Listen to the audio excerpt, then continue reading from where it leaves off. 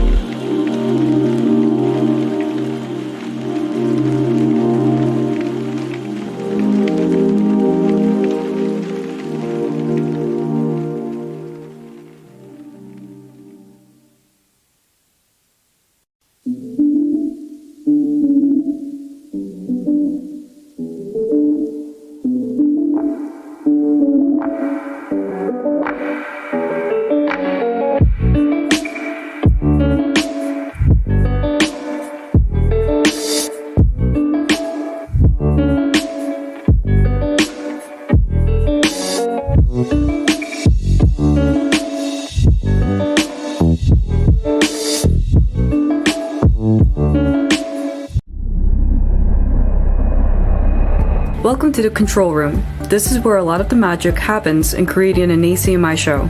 There are many positions that work in this space, and we'll be going one by one to show you everything that goes on in here. The soundboard controls the audio that we receive. It's important to have clear audio by not having it too quiet or too loud, so we have to keep an eye out on the levels. The talent can change their range, so adjusting to them is very important.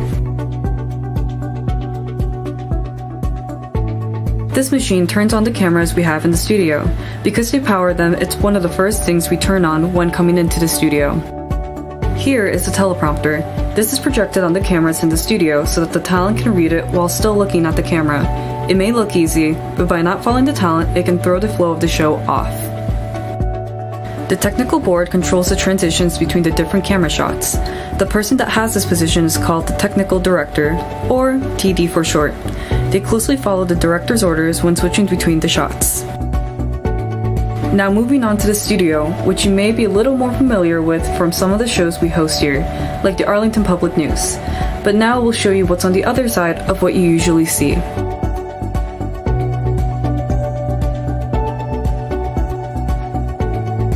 Here are our family of cameras. They are all connected to headsets for communication and, of course, the teleprompters. Frequently, 2 of the cameras are usually zoomed in on a person each, and the last camera captures a wide shot, the entirety of what's going on front. The 4th camera is the jib, which we use for larger shots and has more flexibility. It can go up pretty high, and with its height, we can create more dramatic and impressive shots. The lights are scattered all throughout the ceiling. The 3 kinds of lights are backlight, fill light, and key light, to make sure that our subject is lit as best as possible. The switchboard located in the back of the room controls all of the lights, and we can look at the monitor nearby to check their levels.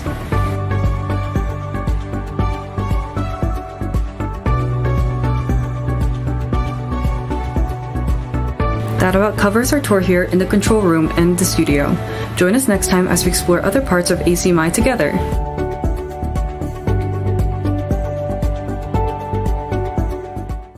The Department of Telecommunications and Cable is a government agency that oversees the telecommunications and cable industries in Massachusetts. We can assist you in addressing unresolved disputes with your service provider. Contact the Department of Telecommunications and Cable. Call 1-800-392-6066. Email consumer.complaints@state.ma.us. Visit our website www.mass.gov/DTC. Can't believe that guy's cutting his lawn. Hey, don't you know we're doing a cooking show over here? All right. Okay, forget that. Forget that. Some grilled asparagus for you, some grilled veggies, some grilled summer squash. Going to try to take a little mystery out of grilling for you. Okay? Hi, folks. I'm Chef Dave Samarco, and you are watching ACMi.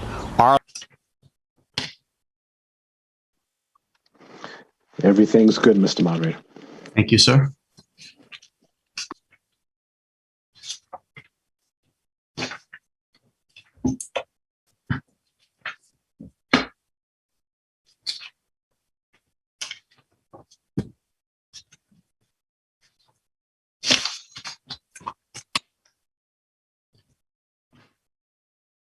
Okay, we'll start in 2 minutes. So do your last few people, please do your attendance check-in vote. And then we'll queue up Ms. Tanaka. I believe it's Ms. Tanaka tonight.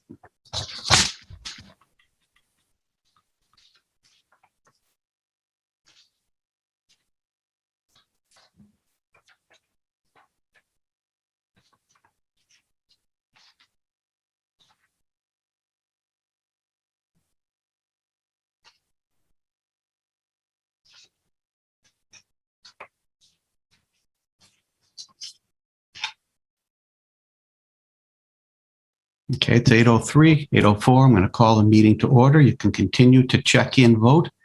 In the meantime, we'll play Star Spangled Banner by Ms. Tanaka.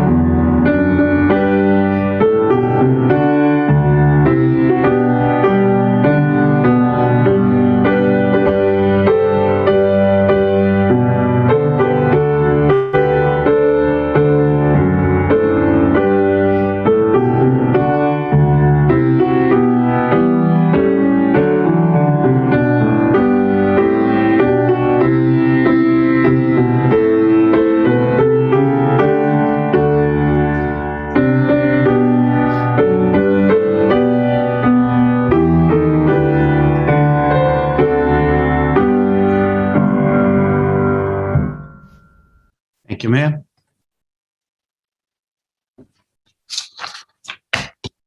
Okay, we have approximately 16 more articles to go, and we have potentially 4 more nights to do it in. As we all know, the governor has canceled the state of emergency as of the 15th, which means right now, unless they pass new laws, we cannot meet on the 16th. And if we do have to meet on the 16th, we're going to be back in the big hall. And I'm sure we'd all rather be done by then. So that basically gives us this week, next Wednesday, and the following Monday to get finished. So, Mr. DeCourcy. Thank you, Mr. Moderator. It is moved that if all the business of the meeting as set forth in the warrant for the annual town meeting is not disposed of at this session, when the meeting adjourns, it adjourns to Wednesday, May 26th, 2021 at 8:00 p.m. Second. We're going to use the raise hand feature in Zoom if you object to that motion, and we can close voting now, Mr. Korowski. Oh, I just raised my own hand. I'm not objecting. Okay. We have one person objecting to the motion to adjourn to Wednesday night. So we are going to call it a near unanimous vote. Do I have any announcements or resolutions? Again, if you use the raise hand feature for any announcements or resolutions.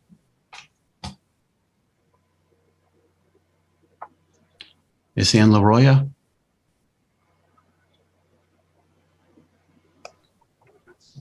Yes, hello. Thank you, Mr. Moderator. This is Ann LaRoya, Precinct 17, and I'm the chair of the Open Space Committee. As you may know, the Open Space Committee is a volunteer town committee responsible for preparing and monitoring Arlington's open space and recreation plan.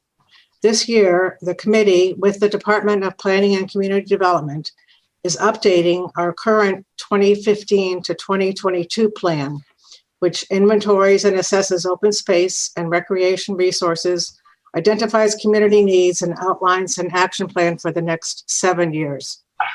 Keeping the plan current helps to maintain and enhance the environmental, social, and economic benefits of the town for Arlington residents, including community gathering spaces for all ages, active and passive recreation programs, and protection of natural resources. It also keeps us eligible for various state funding opportunities. Arlington has had a state-approved plan in place since 1996. This 5th update is funded through a Community Preservation Act grant approved at the 2020 annual town meeting. The committee is working with the Horsley Witten Group, which is providing technical assistance, as well as, of course, with many town departments, commissions, and organizations in order to prepare the updated plan. I want you to know the first public engagement event is scheduled on Thursday, June 10th from 7 to 8:30 p.m. This virtual community workshop will be held via Zoom. Registration information is already posted on the Open Space Committee website, and it will be distributed via town alerts and other social media over the next 2 weeks, so you'll know how to participate. The workshop will include a short presentation about the plan, and then facilitated small groups will talk about how residents currently experience the town's conservation and recreation areas and explore their ideas to improve access and other opportunities.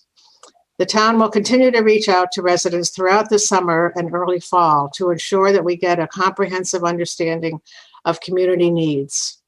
Everyone is invited to participate and have their voices heard through an open and transparent process.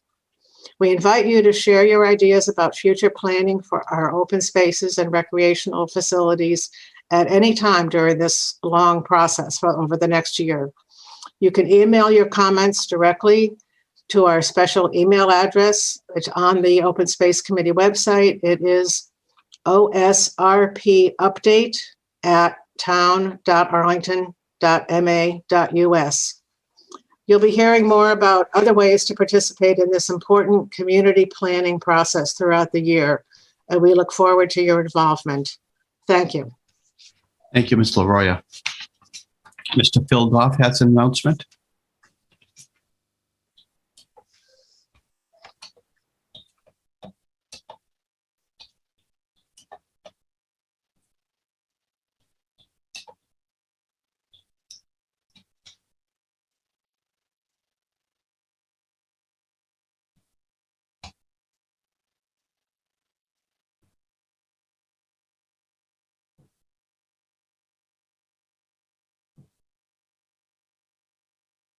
Mr. Goff? Yeah, I'm really sorry. I didn't see the unmute button there. My apologies. Good evening, everyone. Phil Goff, Precinct 7.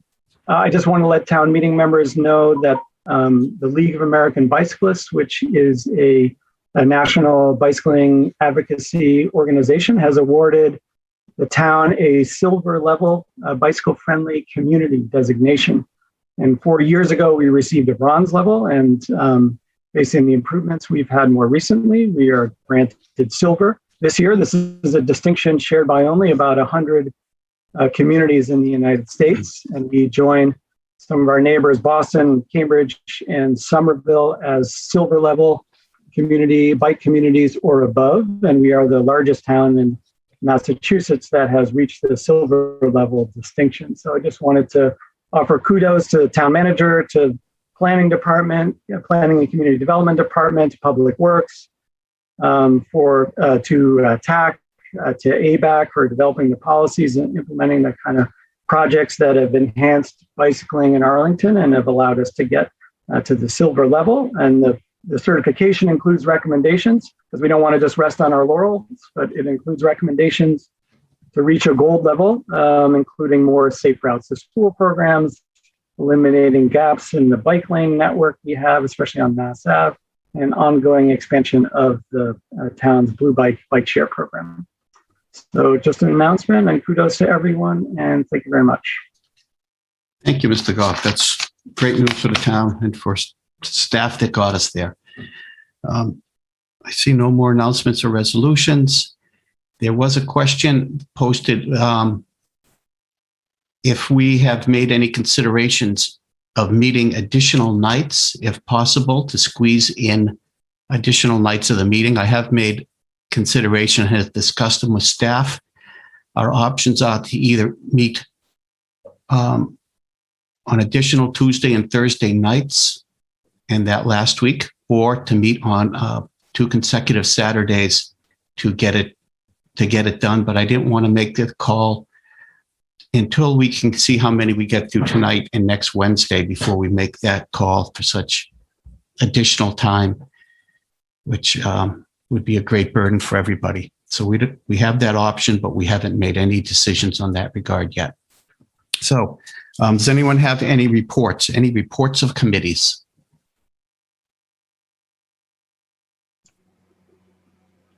Seeing none.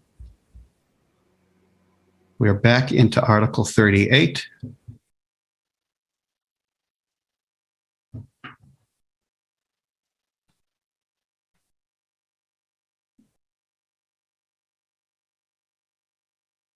We'll bring up the same speaking list we had before that we preserved from the last meeting.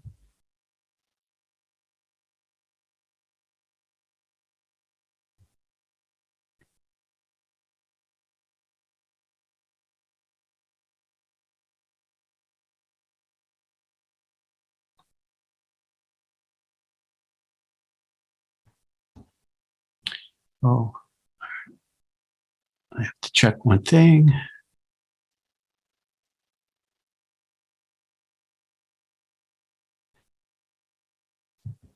Amos Meeks is the next speaker. We have before us Mr. Meeks comes up. We have before us Article 38 and Mr. David Levy's amendment.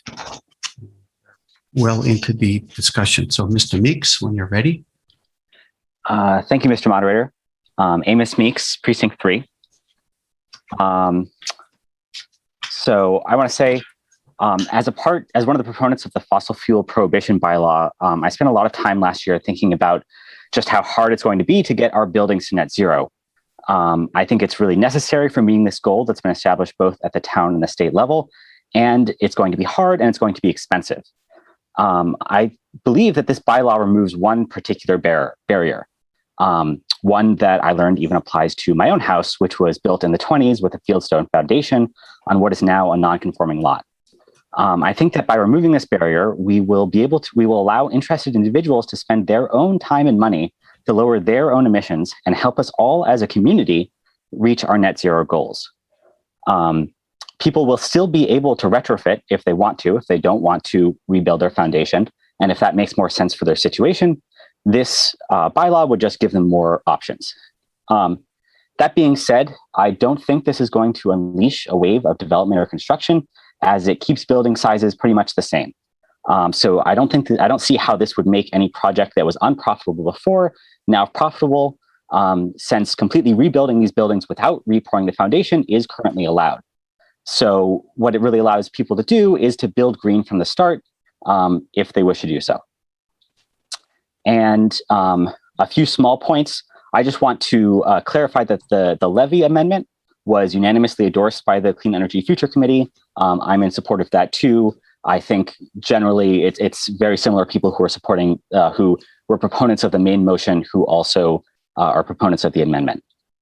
And then one final point, I think there's a concern that was stated in previous articles that renovating buildings would be more environmentally friendly than rebuilding. But my understanding from having looked into this whole building energy and carbon emission field is that this is generally not true for the case of the large gains in efficiency that we get from going to an older building to new construction. Energy use during the operating lifetime of the building is roughly 80% of the total building lifetime energy use. The materials, construction, other things are that other 20%. And so that 80%, the operating cost, that's a lot of heating and cooling the space, is really where we want to look in terms of drastically reducing energy use, reducing carbon emissions, and reaching our net zero goals. And it's extremely difficult to do that without having a really tight building envelope. And you can make, under our current laws, the whole upper part of the building really tight. But then if you're like me and you still have, a cracked, in some places crumbling, sometimes flooding basement, it's going to be really difficult to get your whole house there overall. So I think this is a fairly straightforward amendment that just gives people more options and where they can spend their own time and money to really help all of us lower our emissions and reach our goals as a community. Thank you, Mr. Moderator. Thank you, Mr. Meeks. Steve Rebelak.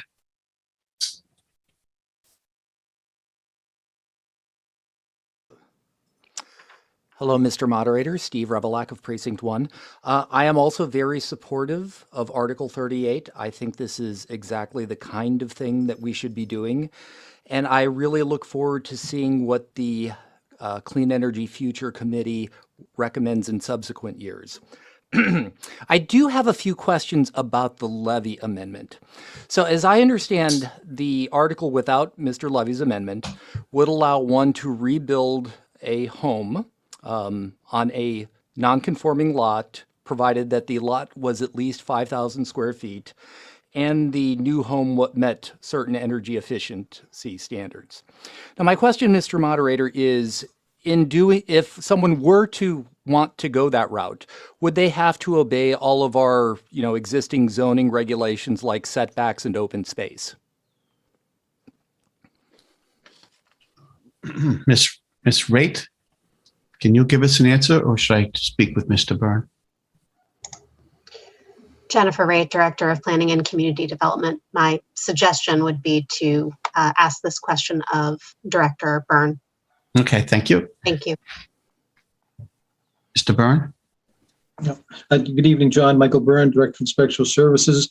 It is my understanding, the way this is written, yes, it would have to meet all the other zoning regulations. And one follow-up question, since we're talking about 5,000 square foot lots where, once you get outside the building, there are really two things. There's parking and there's open space. And given the requirement to, meet open space regulations on a 5,000 square foot lot, I presume that would, do something that would be an effective way of holding it would put a limit on the size of the building. Would that be correct? Mr. Byrne? Yeah, Michael Byrne, Director of Inspectional Services. Yes, Steve, it would, just as it does today. It is a limiter of the size of the building, yes. So, okay, thank you. So I think I understand Mr. Levy's explanation for the rationale for his amendment. I think it is an unnecessary restriction. And from my standpoint, the fewer barriers to rebuilding homes with energy efficient ones that we have, the better we are. So I will be supporting Article 38, but I will take a pass on the Levy Amendment. Thank you, Mr. Moderator. Thank you, Mr. Everlak. Christopher Moore?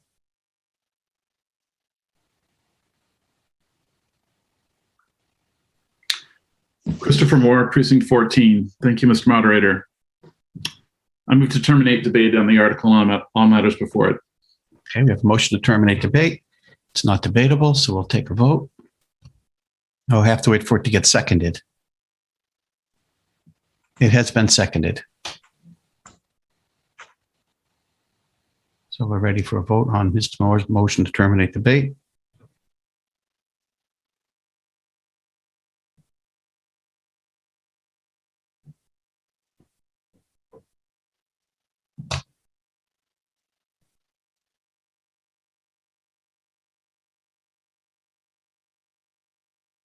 So town meeting members, if you'll go over in our groups, first 1 through 7.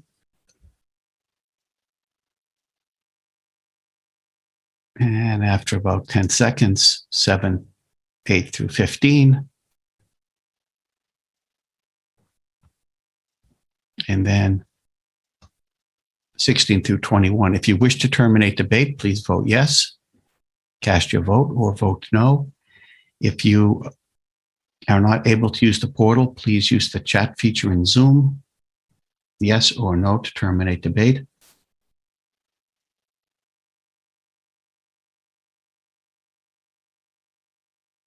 And if that doesn't work, you can text your vote to 617-575-9266.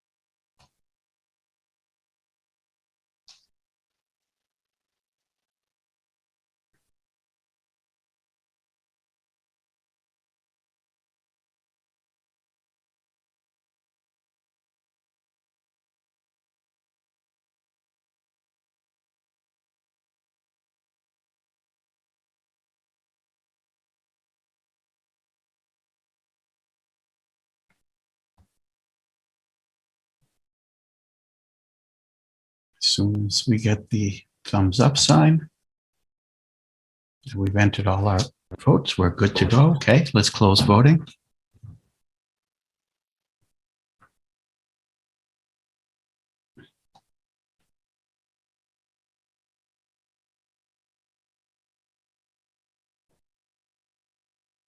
Motion to terminate debate passes, 192 in the affirmative and 37 in the negative. Debate is terminated. That'll bring us to the main votes once we scroll through. First, we're going to vote on Mr. Levy's amendment, who wants to vote to amend the vote by striking the second bullet that reads, the lot has at least 5,000 square feet of area or. So Mr. Levy wants to strike those words out.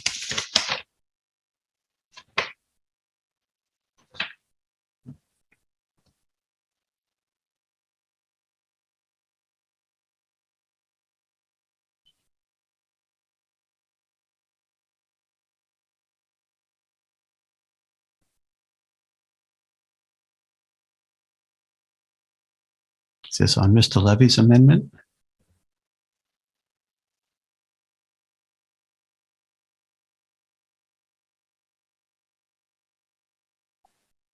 Yes, Mr. Moderator, I'll have to add an amendment to this article once it. Yes.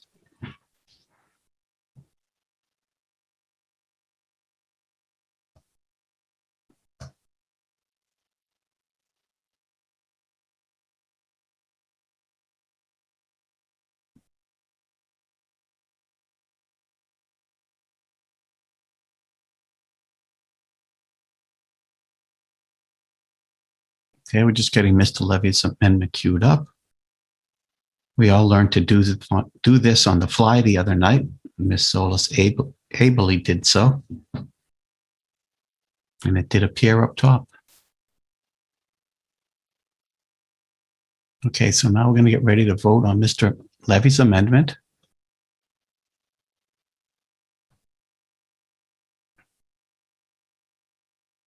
So if you're not in the portal, please go back in our groups.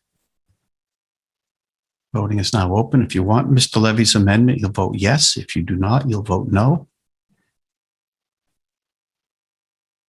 If you're not able to do that, you can chat your vote in, or you can text it to 617-575-9266.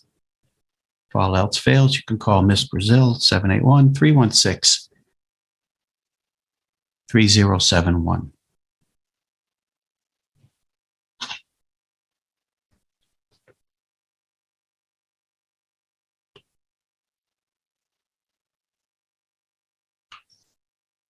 Here's Mr. Levy's amendment right there.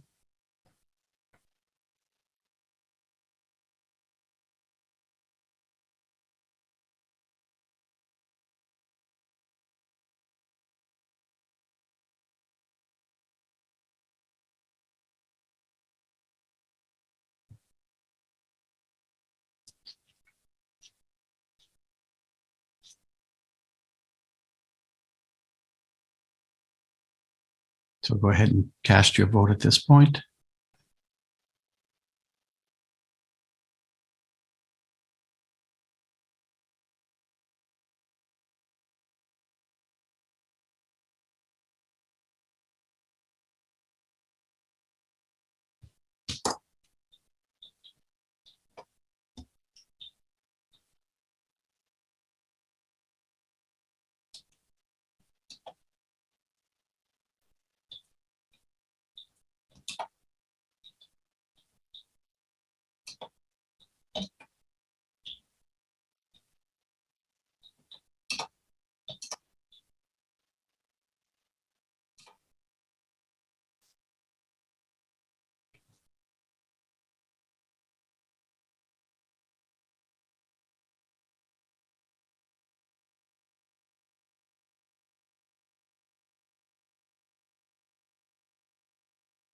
Okay, did we get a thumbs up?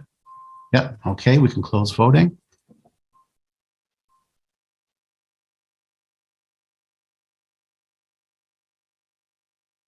Okay, Mr. Levy's amendment carries the day at 122.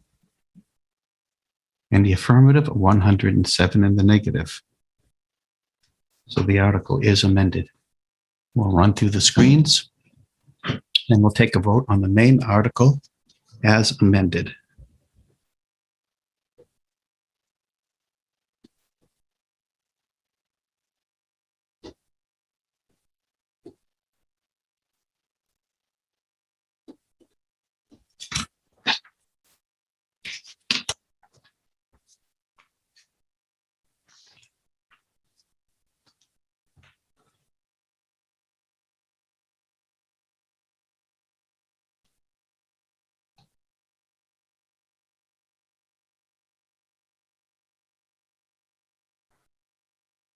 Okay, let's migrate back to the voting portal. As soon as voting is open in groups of threes, 1 through 7, then 8 through 15, and 15 through 21.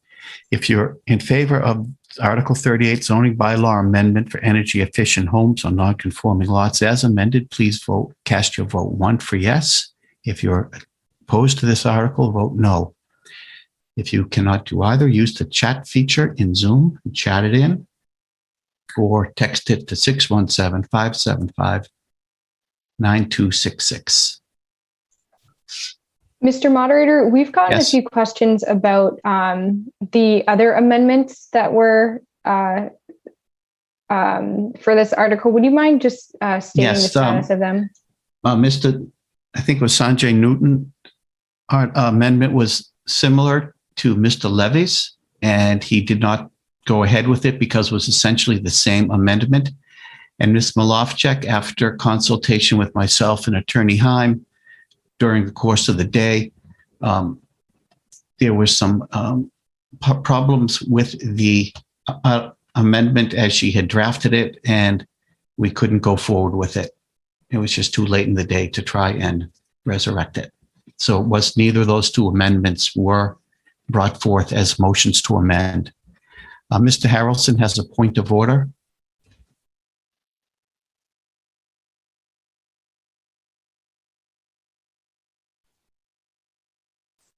Thank you, Mr. Moderator.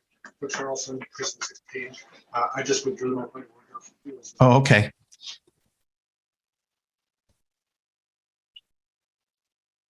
And let's go back to the display screen. As soon as we're ready to go, we're good to go.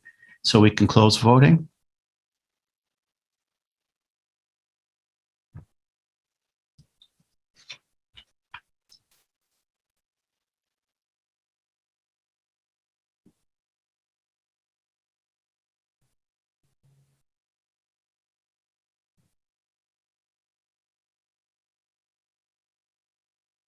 You want to close voting, Adam?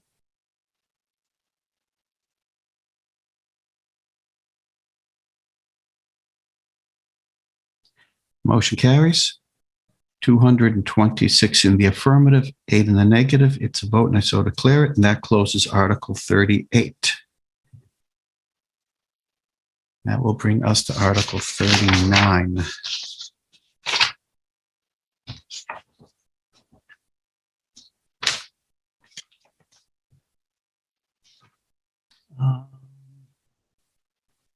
As soon as we run through the screens, we're going to take up Article 39.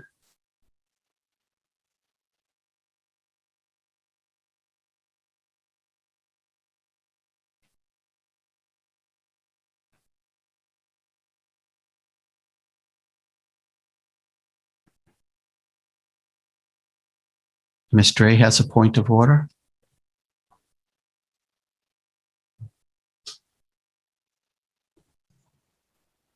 Good evening, Mr. Moderator. Elizabeth Dre, Precinct 8. I'd like to record a yes vote for Article 38. I was unable to submit it in time. Thank you.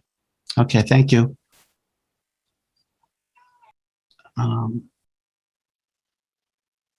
If we can do that, we'll get it done. But I think as voting was closed, we may not be able to do so.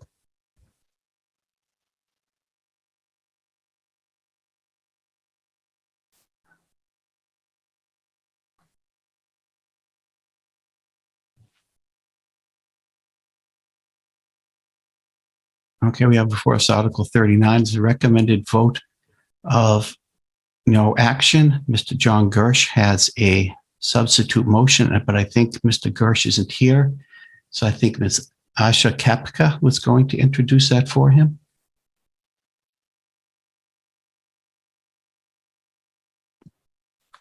Hello, can you hear me? Yes, ma'am.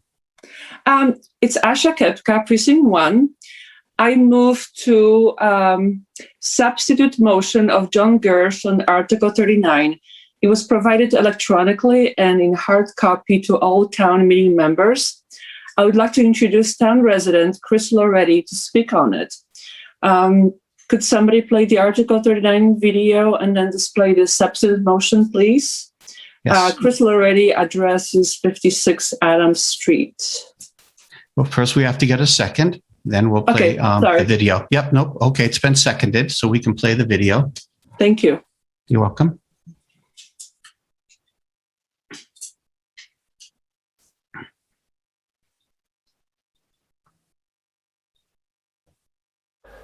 Hello, town meeting. I'm Chris Loretti. I live at 56 Adams Street. I'm a former member of town meeting and a former member of the Arlington Redevelopment Board. I'm here to present on Article 39.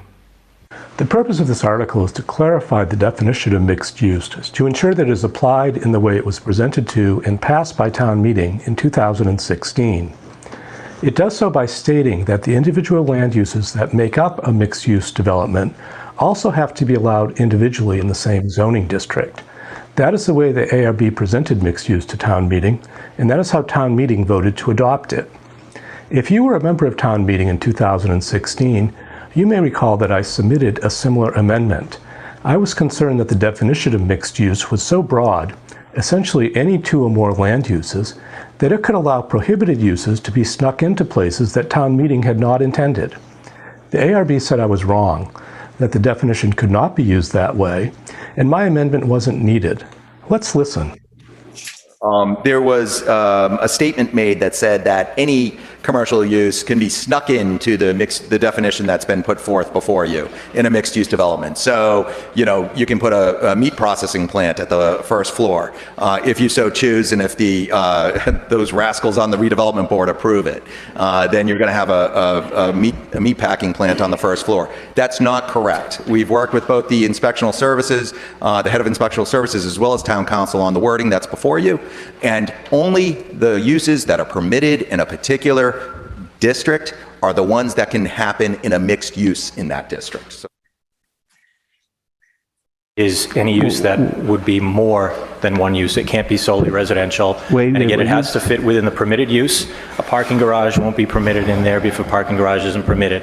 Residential on top of a gas station won't be permitted if that use is not already permitted. It has to fit what's already allowed under zoning, and it has to fit within the character of the neighborhood being considered. If the ARB had abided by its commitment to allow only land uses permitted by the zoning bylaw in mixed-use developments, I would not have submitted this article. Within the past year, however, the ARB has approved 2 special permits containing prohibited uses. This table illustrates just a sampling of the discrepancies between land uses town meeting has deemed appropriate and what the ARB now claims it can permit. On the left side of the table, all of the no entries are for business districts where the listed land use is not allowed. Everything from an Amazon distribution facility to a fast food restaurant with a drive-through are allowed by special permit in only one district. On the right, the ARB claims these same uses can be allowed in any business district if they are part of a mixed use. Here's what this looks like geographically. This is a map of the B4 zoning district, the only business or industrial zoning district for which town meeting has authorized the ARB to permit gas stations and many other automotive uses. Note its limited extent, the result of previously approved zoning changes. This slide illustrates the far larger area where the ARB now claims it can permit those same uses. All an applicant need do is include a convenience store, car wash, or some other use to make it a mixed use. I believe the ARB should respect town meeting decisions about where these and other land uses are allowed by special permit and where they are not allowed. I'd like to correct some misinformation about this article. First, it does not create new limitations on the distinct land uses allowed in mixed-use developments. It merely affirms the uses town meeting has already approved. It will not prevent housing in mixed-use developments. As you can see from this table, housing is already allowed in all business districts, and apartments are allowed in all but one of those districts, B1.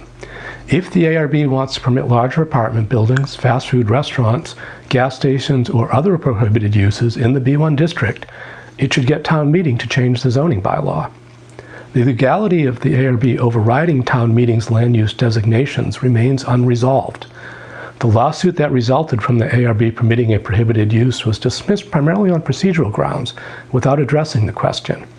Finally, substantive requirements are quite common in the definitions of Arlington zoning bylaw and need not be of any concern.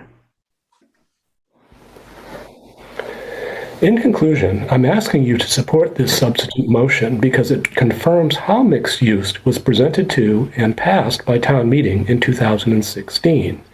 It affirms town meeting's authority to designate land uses through the zoning bylaw. It provides clarity both to abutting homeowners and to developers about which land uses can be permitted, and it reduces the chance of future litigation. Thank you for listening. Thank you, Mr. Moderator. This is Chris Loretti here in the flesh. Can you hear me okay? We need your name and address, please. Yes, Chris Loretti, 56 Adams Street. Okay, you have 56 seconds left, Mr. Loretti. Thank you. I'd like to conclude with a couple brief comments. First, mixed use is not unusual, but the ARB's newfound approach to it certainly is. Belmont, Lexington, and Somerville, for example, all have mixed use, and not one of them allows uses that are otherwise prohibited in mixed-use developments. This is how most town meeting members expected mixed use to be applied last week as Article 35 was discussed. They couldn't imagine that general residential use could be permitted in the industrial district when the only listed residential use for the district was artist mixed use. Second, town meeting through the zoning bylaw regulates land use, not the master plan. The ARB wants the flexibility to take away your authority as town meeting members to designate prohibited land uses. As a former town meeting member and a former member of the ARB, I think that is asking for too much. I hope you agree. I ask that you support this substitute motion to affirm the definition of mixed use as the ARB described it and as town meeting voted it in 2016. Thank you. Thank you, sir. John Warden.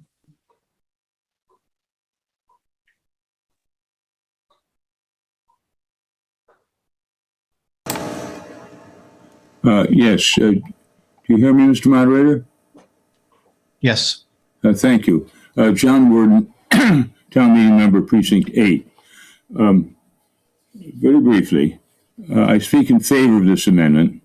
I was a town meeting member in 2016. I participated in the debate on mixed use, and I very specifically said when Mr. Loretti's amendment was before us, I said, please vote for this amendment because we should be a government of laws, not a government of men. And that is a principle that has guided our town and our country for hundreds of years. And so when the redevelopment board assured us, as Mr. Loretti has just shown, let you listen to their very words. And then later in more recent times, they come around and say, well, we can do whatever we want because it's mixed use. And that is not what town meeting voted. That's not the way it should be. And I would say in explanation of the litigation referenced, that was to put a hotel, which is not a non-permitted use within the district where the building lies, the proposed building lies. And the reason it was dismissed without never getting to the merits, which were pretty clear, is that the lawyer who filed it neglected to file a copy in the town clerk's office, which is a requirement of litigation against the town. So that if that case had come up, I'm sure we would have a judicial decision that you can't do what they did.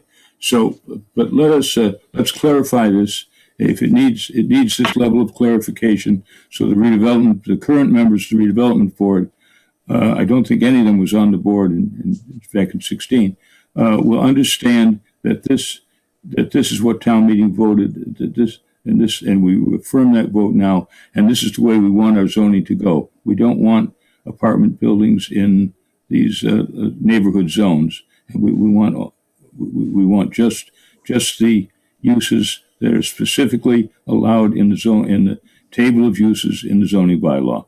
Thank you very much. Please vote for Mr. Loretti's amendment. Thank you, sir.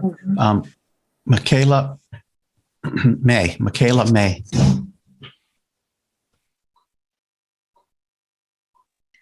Pass. Thank you. Thank you. Kristen Penneron, sorry. Mr. Jelkut has a point of order, so don't start. Ms. Penneron. Yes. Wait, Penneron. Kristen. I'll let Daniel speak first. Yes, please. Yes, thank you. Mr. Jelkut, what's your point of order? Oh, look, has he withdrawn it?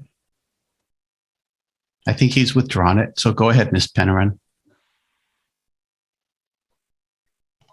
Sorry, I had to unmute again. Thank you. This is Kristen Penneron, Precinct 20. I had a question that's primarily for Mr. Loretti, or for the proponent of the amendment, who is, I'm looking for the name now. Maybe somebody can tell me who that is, Mr. Gersh.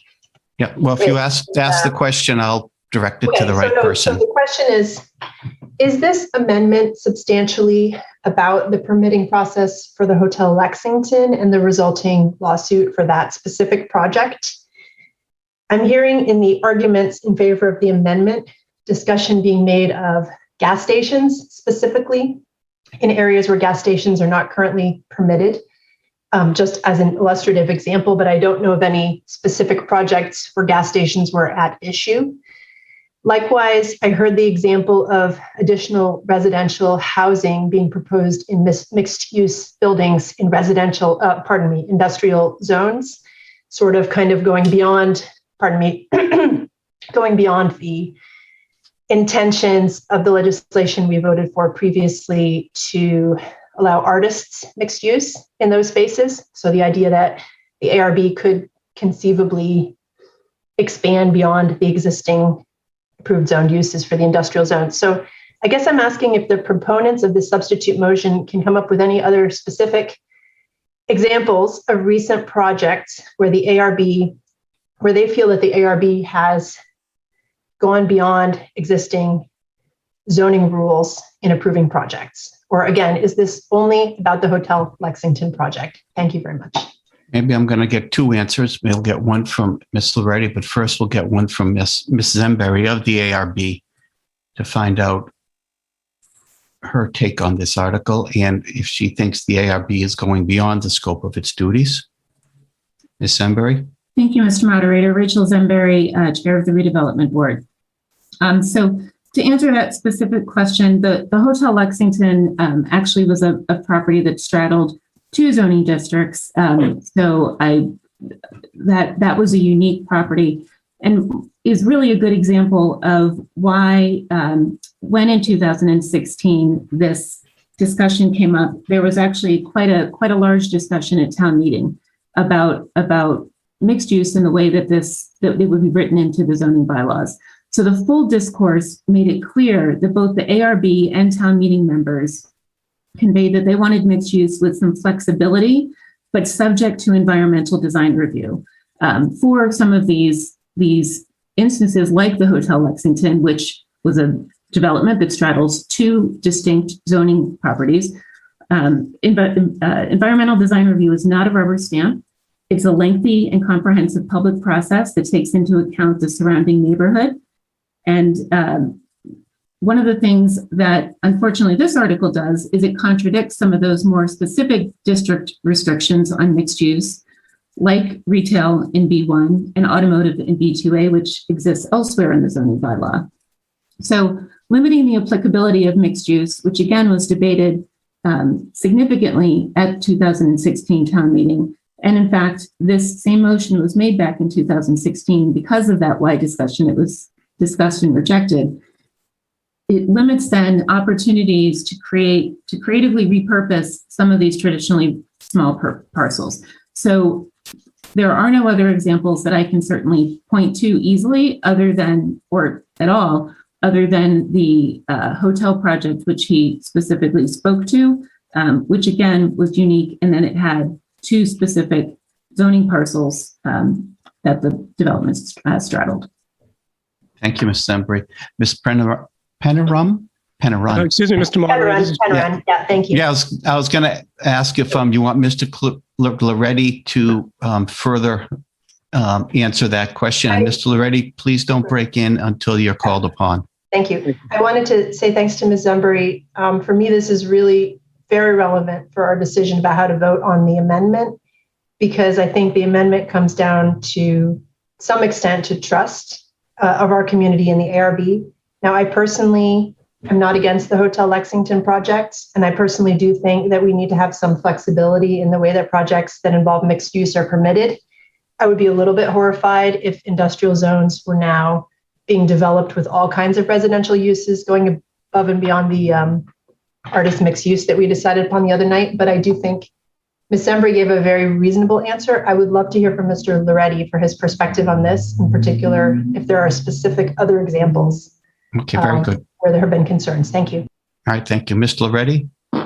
Thank you, Mr. Moderator. Yeah, there has been one other example. And what it was is a apartment building in a B1 zoning district. That zoning district only allows residential development up to 3 units because it's a district formed by 1 and 2 family homes. lot of the real estate offices, back when they're travel agencies, small offices like that, are in the B1 district. The ARB allowed a larger apartment building in one of those districts. So I would argue that, the Hotel Lexington's history at this point, it's moving forward. This is to prevent future problems, not to address past ones. And I think if anyone watches the full discussion of the 2006 town meeting, you'll see that what is being proposed is exactly what was discussed there, and that the flexibility discussion had absolutely nothing to do with allowing prohibited uses, otherwise prohibited uses in mixed-use developments. Thank you. Kristen? My questions have been answered. Thank you very much. Thank you.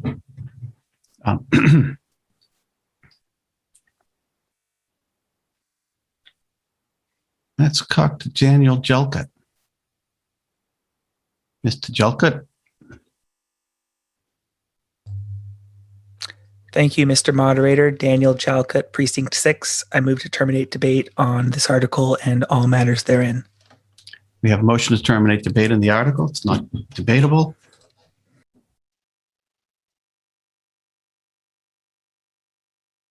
So we're going to bring up a motion to terminate debate. It's been seconded by Ms. Hyam.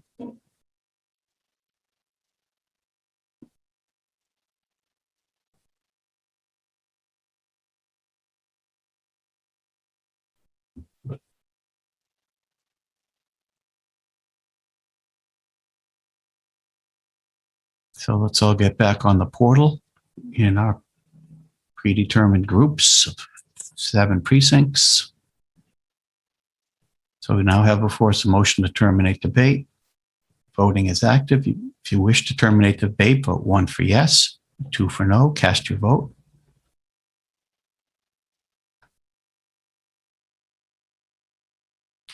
If you can't use the portal for some reason, then please chat your vote in through the Zoom screen, yes or no, to terminate.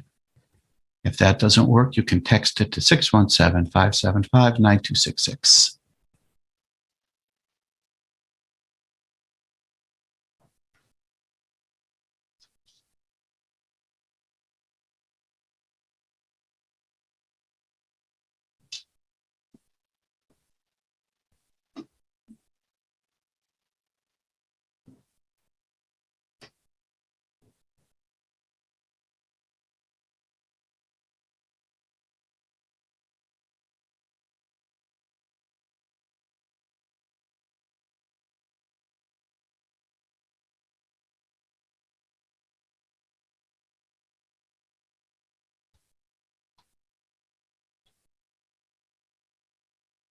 Okay, if you haven't voted yet, now's your chance to do so.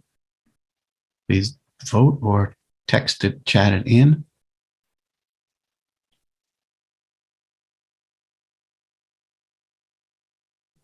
Okay, time's up. We can close voting.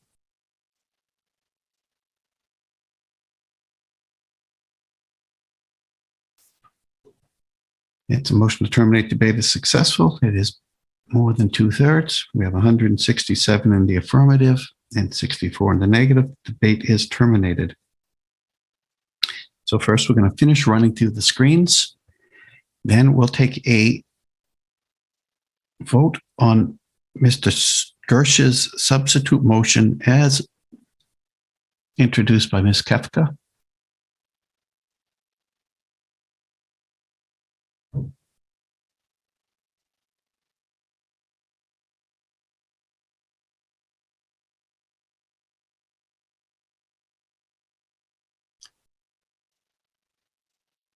So if you wish to substitute Mr. Gersh's substitute motion in place of the vote for no action, you'll vote yes.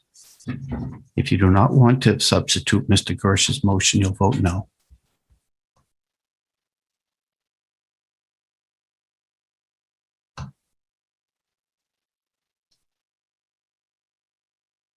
So it's a motion, substitute motion. Vote 1 for yes to substitute, 2 for no. If you can't use the portal, please chat it in. Mr. Gersh wishes to introduce that language that's right before you within the parens, or within the quotations. So go ahead on the portal. Please cast 1 to substitute yes, or 2 no, or chat your vote in, or text it 617-575-9266.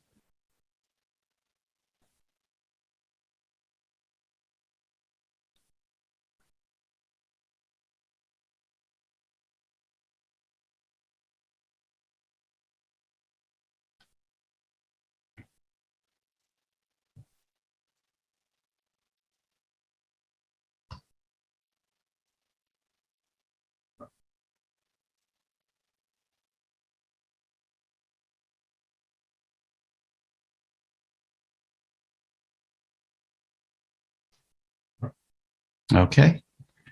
All our hand entered votes are in. We can close voting.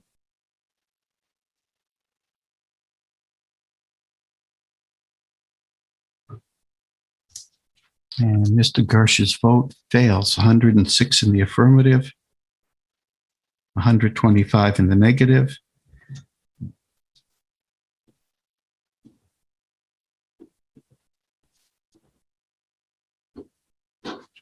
Mr. Gersh's vote fails, and it's a vote on that. So now we're going to, when we run through the screens, we'll go back and we'll take a vote, the recommended vote of the ARB on the article of no action.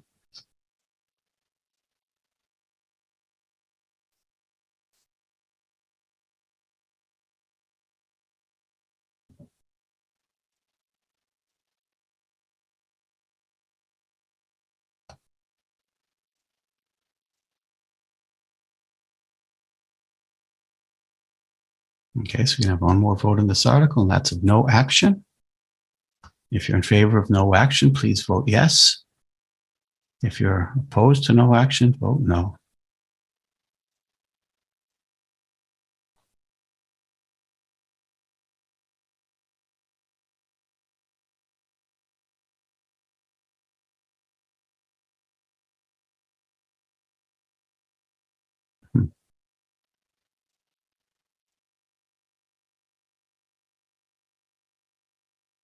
Okay. Okay. So if you're in favor of no action, please vote yes. If you're opposed to no action, vote no. If you can't do either, use the chat feature or text at 617-575-9266 number.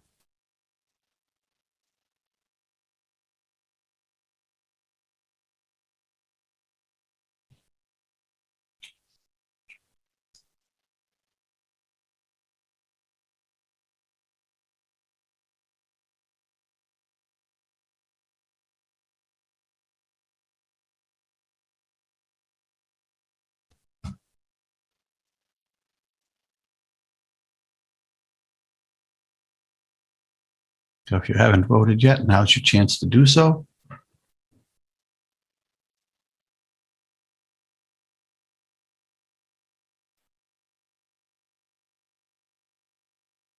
Okay, we have all our manual votes entered, so we can close voting.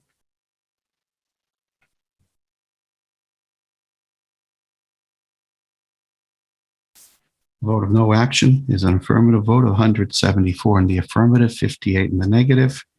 That's a vote, and I so declare it, and that ends Article 39. As we run through the screens, we're going to go to Article 40.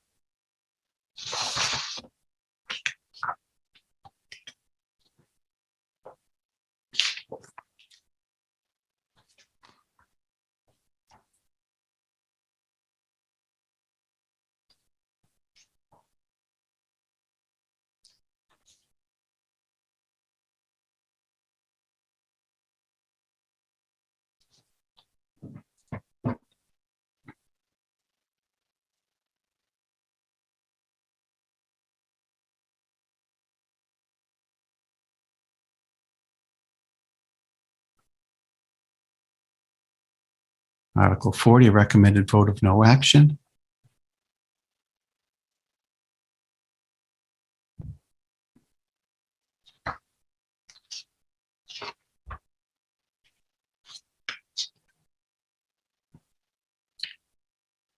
And I believe Mr. Warden has a substitute motion.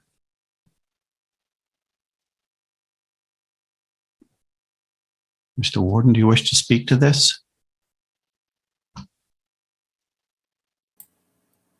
Yes, Mr. Moderator.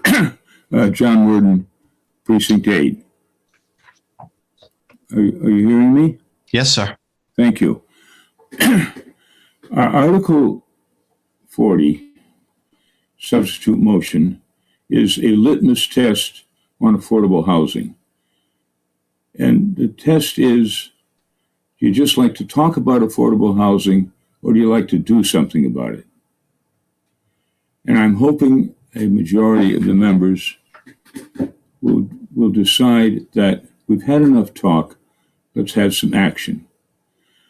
The zoning bylaw at the present time contains a provision that in a mixed use situation, the owner may, by right, without asking anybody, change a commercial space into a residential space.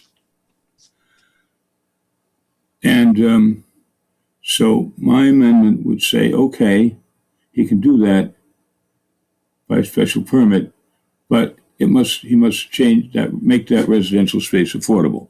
Let me give you an interesting example. If you've driven down Summer Street the past few years, just past the rink going west, you will notice a very large brick apartment building right on the street. That building contains 9 residential units and 2 office units. It is almost exactly what I warned about when we were talking about mixed use 5 years ago, that it would be used as an excuse. There were not going to be this vibrant row of shops and restaurants and all this good stuff that was talked about by the proponents. It was going to be apartment buildings with one little non-commercial type use in the corner. Well, this one has 2 little non-residential uses in the corner.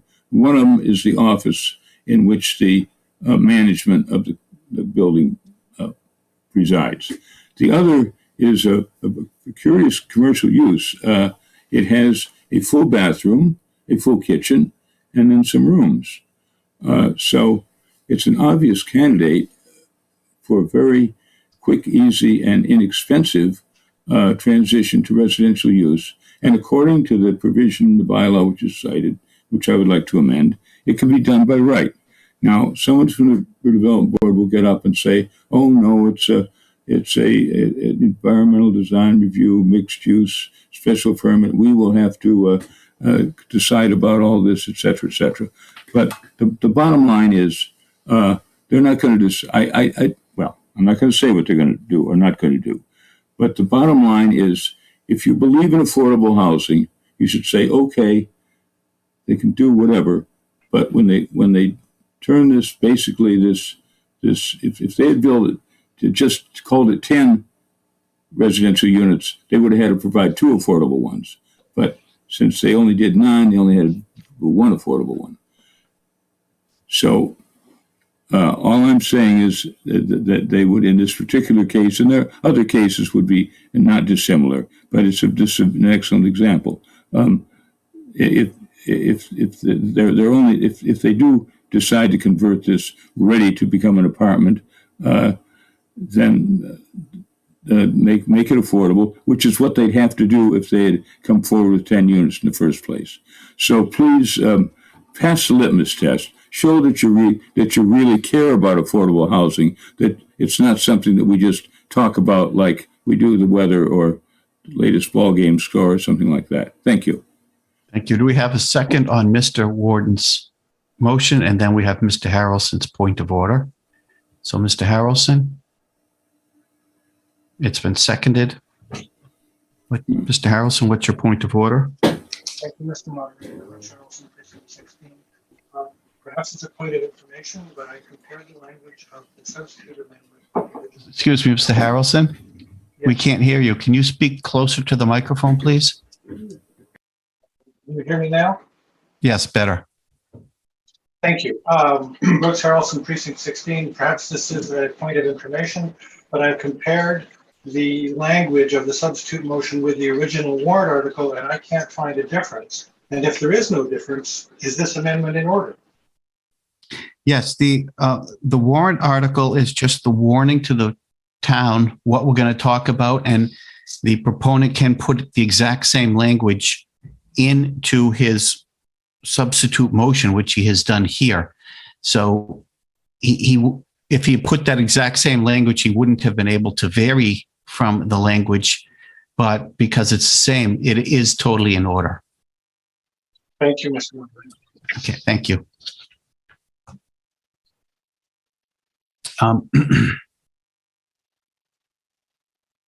Okay. Okay, it's been seconded, so we can now clear. Now we have Miss Elizabeth Carlton Geisen, sorry.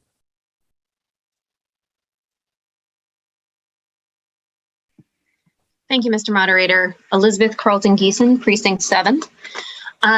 So I am in favor of affordable housing and understand Mr. Warden's focus on moving to action as opposed to just speaking to the value. But I am having a trouble connecting how this motion addresses the concern that he has and how this would either improve the use of mixed use so that it would be more towards the vibrant shops and living communities working together and not just a couple of offices shoved into an apartment building, but also, kind of how this would actually achieve affordable housing. So my question is, how would the proponents of this substitute motion speak to the concerns about developers being able to find the financial support to be able to, or not support rather, but the incentive to be able to want to invest in these types of projects?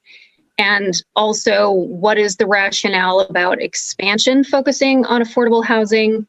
And if the concern is, things like this brick building on Summer Street, isn't that more of an initial project review rather than something about expansion?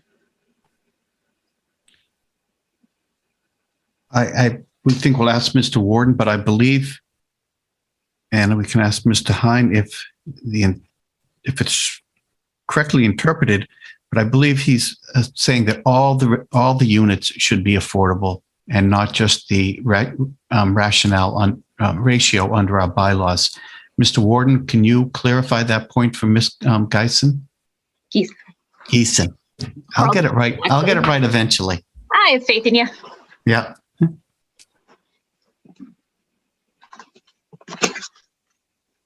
Mr. Warden? Yes, Mr. Moderator. Yes, I wasn't proposing that all of the units suddenly become affordable. Only the one that is, only the one that's now an office space. And maybe they're going to rent that to somebody who likes to have baths during the business day. I don't know. But I'm just saying, if that unit or any unit is converted from commercial to housing, it should be to affordable housing. There's something to do. It has nothing to do with the other units that exist in the building or in any other situation. Does that clarify it? Somewhat, but I think that actually wasn't my question, so I must have phrased it poorly. Apologies for that. So one of the concerns seemed to be that mixed use was being used somewhat as a backdoor of getting more residential units, and the idea of having mixed use where there's only 2 small offices and then there's a whole bunch of residential units, and then by right people can expand. That to me does not sound like a real mixed use project, and that's something that should have been addressed at the earlier review process rather than something that has anything to do with expansion. Because if it's just a couple of small offices, that's not real mixed use. And so that should be looked at. And the other is just kind of how would you address, in a real mixed use scenario, if it is, I'd just like to hear your thoughts in response to, the rationale behind the ARB vote of no action, that they don't think that this would be financially positive for developers if they aren't allowed to make changes based on how their project is being used and how they're able to make money in the market. Mr. Warden, Yep. Thank you, Mr. Moderator. Well, the question about an apartment, using mixed use to produce an apartment building with a tiny token amount of commercial space. This is exactly, precisely at that 2016 meeting that I said was likely to happen. That it would be, I think the example I use is a large apartment building. I think I said a tattoo parlor in the corner. And that would be mixed use because there was no quantification of what kind of uses would be in the building. But what you have to do is go get after the redevelopment board to say, okay, where is the vibrant shops? Why isn't the ground floor used entirely for commercial space? So that's something in the permitting process that I think has been the big failure of mixed use because they've done exactly what you said. Used as a guise to build what I said. It's a guise to build apartment buildings. Excuse me, Mr. Warden. Thank you. Yeah. Oh, Mr. Moderator, is it okay? Yeah, you still have your time. I was trying to get you your time back. Appreciate that. Thank you. So I think I'm not sure how this substitute motion addresses that initial concern, which is the point of I'm trying to connect the problem as it's seen with this particular motion, and I'm not seeing that connection, but I appreciate your willingness to discuss the background. I am a new town meeting member, and so I do not have the 2016 background, and so that's why I think I have more questions than maybe some others.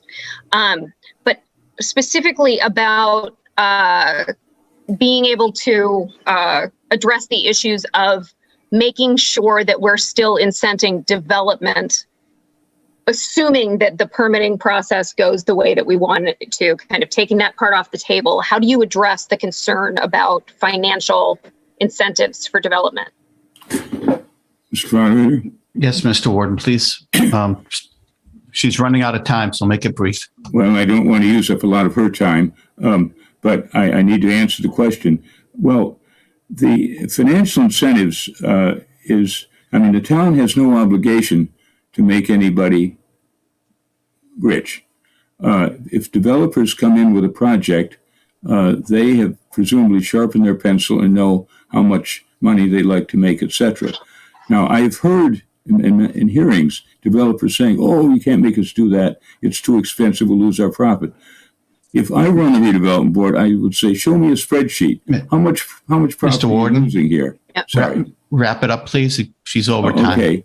Okay. I'm just saying there is not a thorough vetting of how much is enough profit and how much money they should make out of any particular project.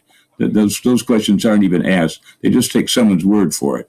And of course, I'd like to make twice as much money for my law practice, but I can't do that. Thank you. Thank you, Okay. Mr. Moderator, and appreciate your flexibility with the time. Yes, you're welcome. Thank you. Mr. Yontar?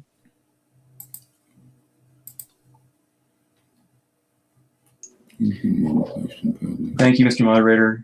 Timur Kaya Yantar, Precinct 7. We have heard from both the ARB in their report and from Mr. Warden tonight. I rise in opposition to the substitute motion on Article 40 and urge you to vote no and to approve the recommended vote of no action on the main motion. And I have a short presentation to explain my position. Mr. Kurowski, could you please bring it up?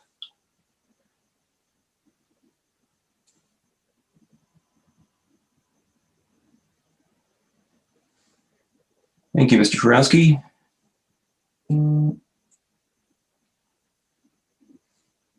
Okay, next slide, please.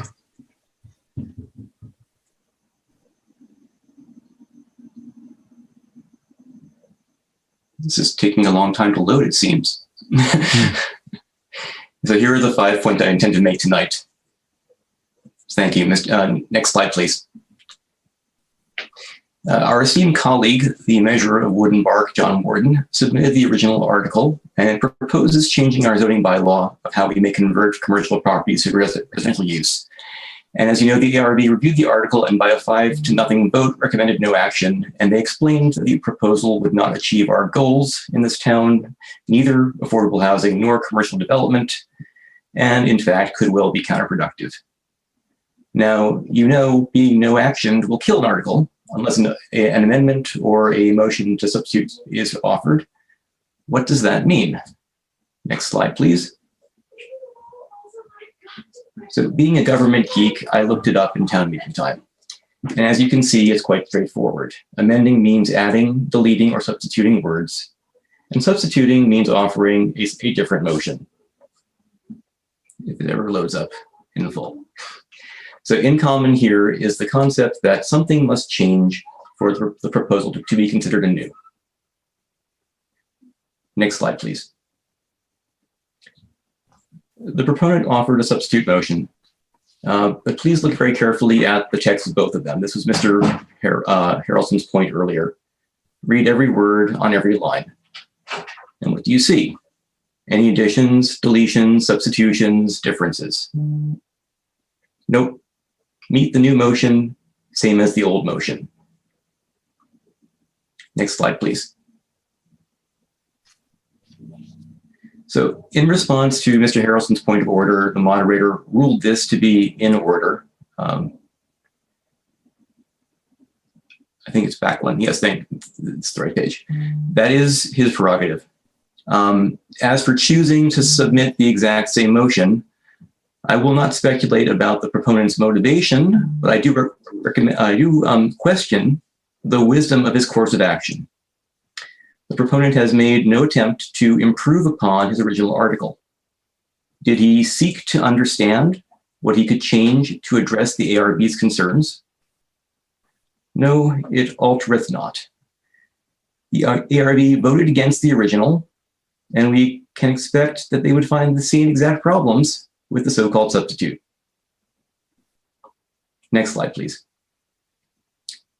So to conclude and reiterate, I support the ARB's recommendations on the main motion.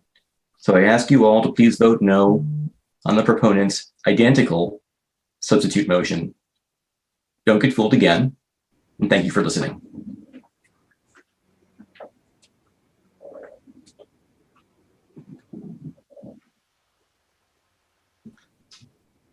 Anything further, Mr. Yontar? No, thank you, Mr. Moderator. Okay. Mr. Foskett has a point of order, but procedurally, that's the only course of action Mr. Warden could have taken. He did submit a 10 registered voter article, and he did submit a substitute motion to see if the town meeting would entertain it. The ARB decided they didn't want to, but his only course of action, so we could even debate it, is to file a substitute motion, which he did. And he followed the same language as he had put in his warrant article. If he had changed those warrant article words, I would have ruled that out of scope. So he actually kept it within the scope of the warrant article. The substitute motion is a separate entity from the warrant. The warrant just warns us we're going to talk about it, and then we talk about it by way of the substitute motion. That's what actually happened here. So we appreciate your comments on whether you approve it or not, but that's the procedural why I ruled it within scope and in order. But Mr. Foskett's point of order. Thank you, Mr. Moderator. You took care of it all. I just wanted to emphasize that Mr. Warden had every right to make that substitute motion, whether you agree with it or not. Thank you. Thank you, sir. Okay. Paul Schlickman.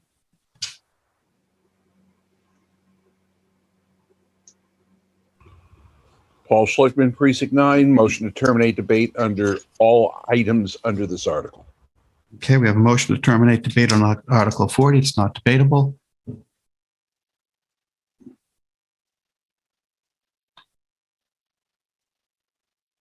And it has been seconded. So we will take a vote on the motion to terminate debate.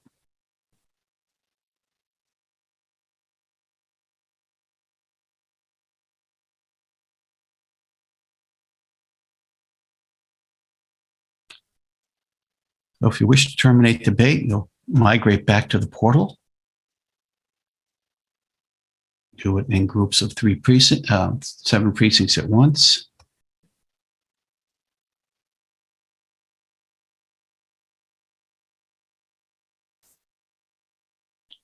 Precincts 1 through 7, then 8, 16,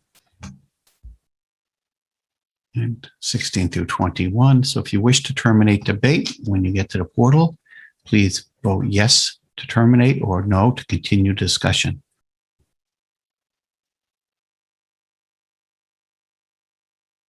If you're not able to use the portal, you can chat your vote in, or you can text it 617-575-9266.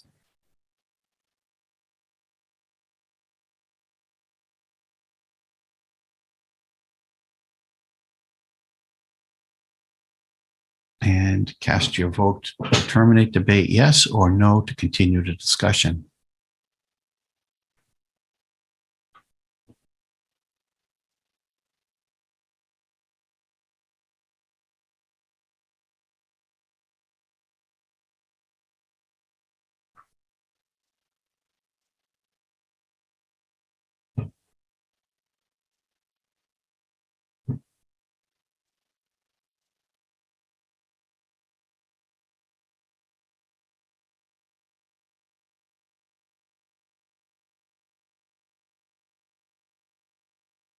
And we're all set with it.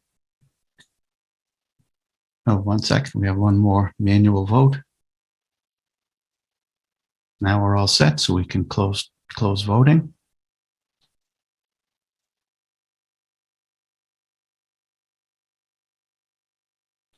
Debate is terminated. 185 in the affirmative, 40 in the negative. Debate's terminated. That brings us, after the screens, it brings us up to a vote on Mr. Warden's amendment.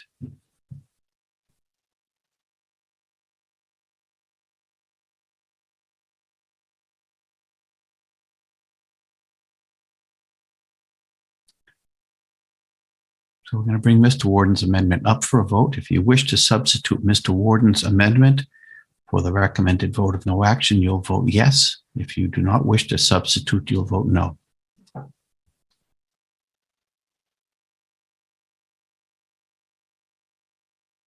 So as the screen refreshes, go back to the portal.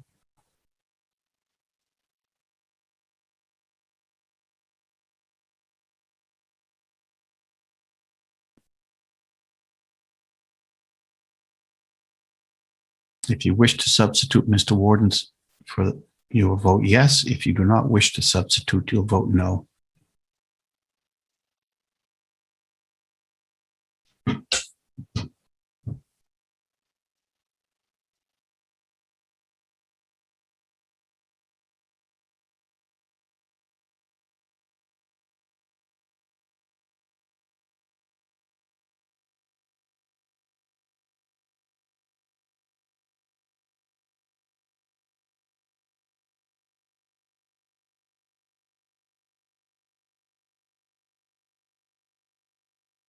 If you can't use the portal, please chat it yes or no for Mr. Warden's substitute, or text 617-575-9266.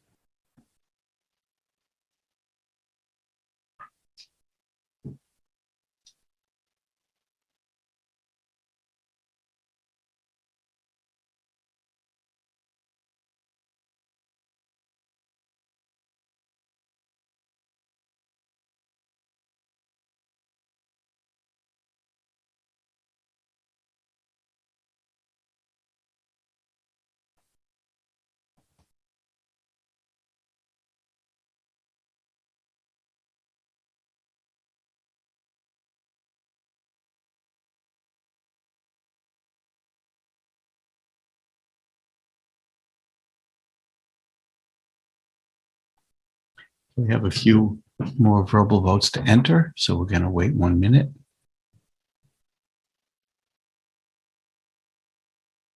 Okay, we have them all entered. We can close voting.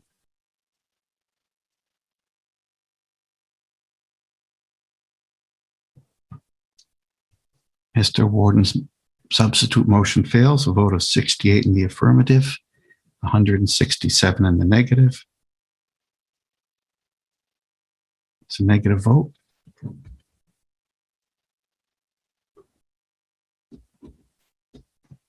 After we go through the screens, we're going to the recommended vote of the ARB of no action.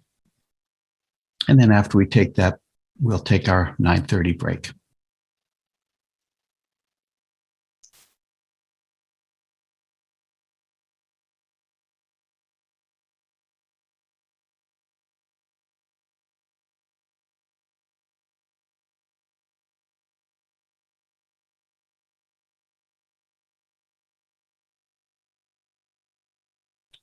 So migrate back to the portal.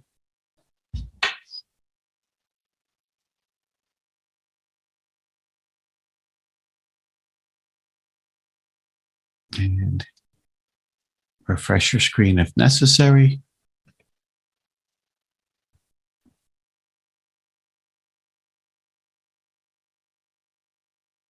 If you wish to vote of no action, vote 1 for yes or 2 for no. Cast your vote.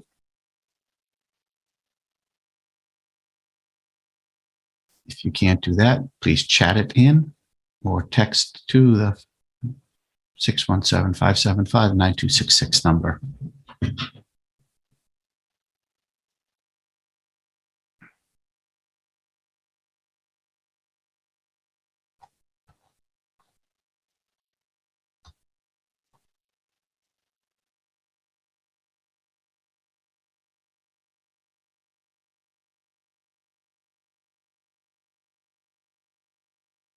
Go ahead and please vote at this point while we enter in the manual votes.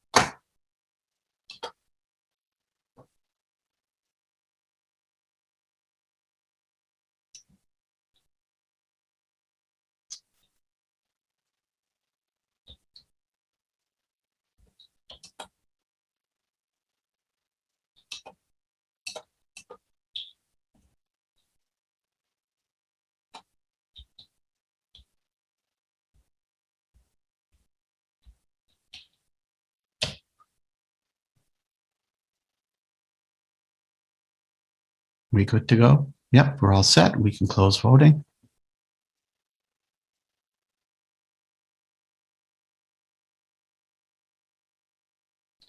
And it's recommended the vote of no action, 192, 191 in the affirmative,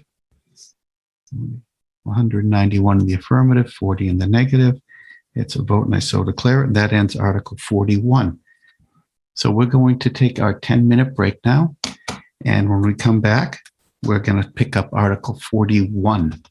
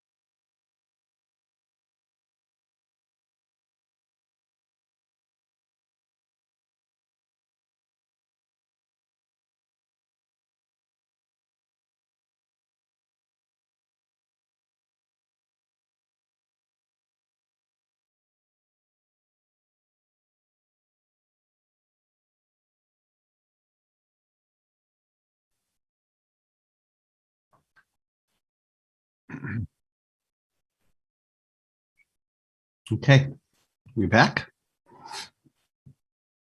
All right, that brings us to Article 41. We have a recommended vote of the ARB for no action. And I believe Mrs. Warden has a substitute motion.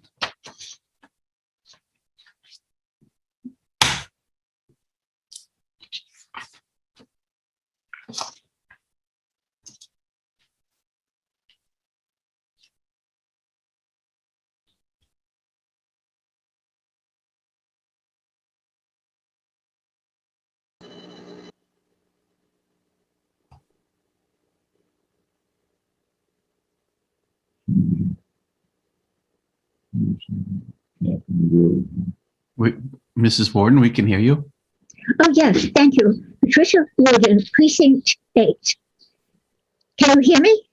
Yes, very loud. Oh, sorry. Thank you, Mr. Moderator.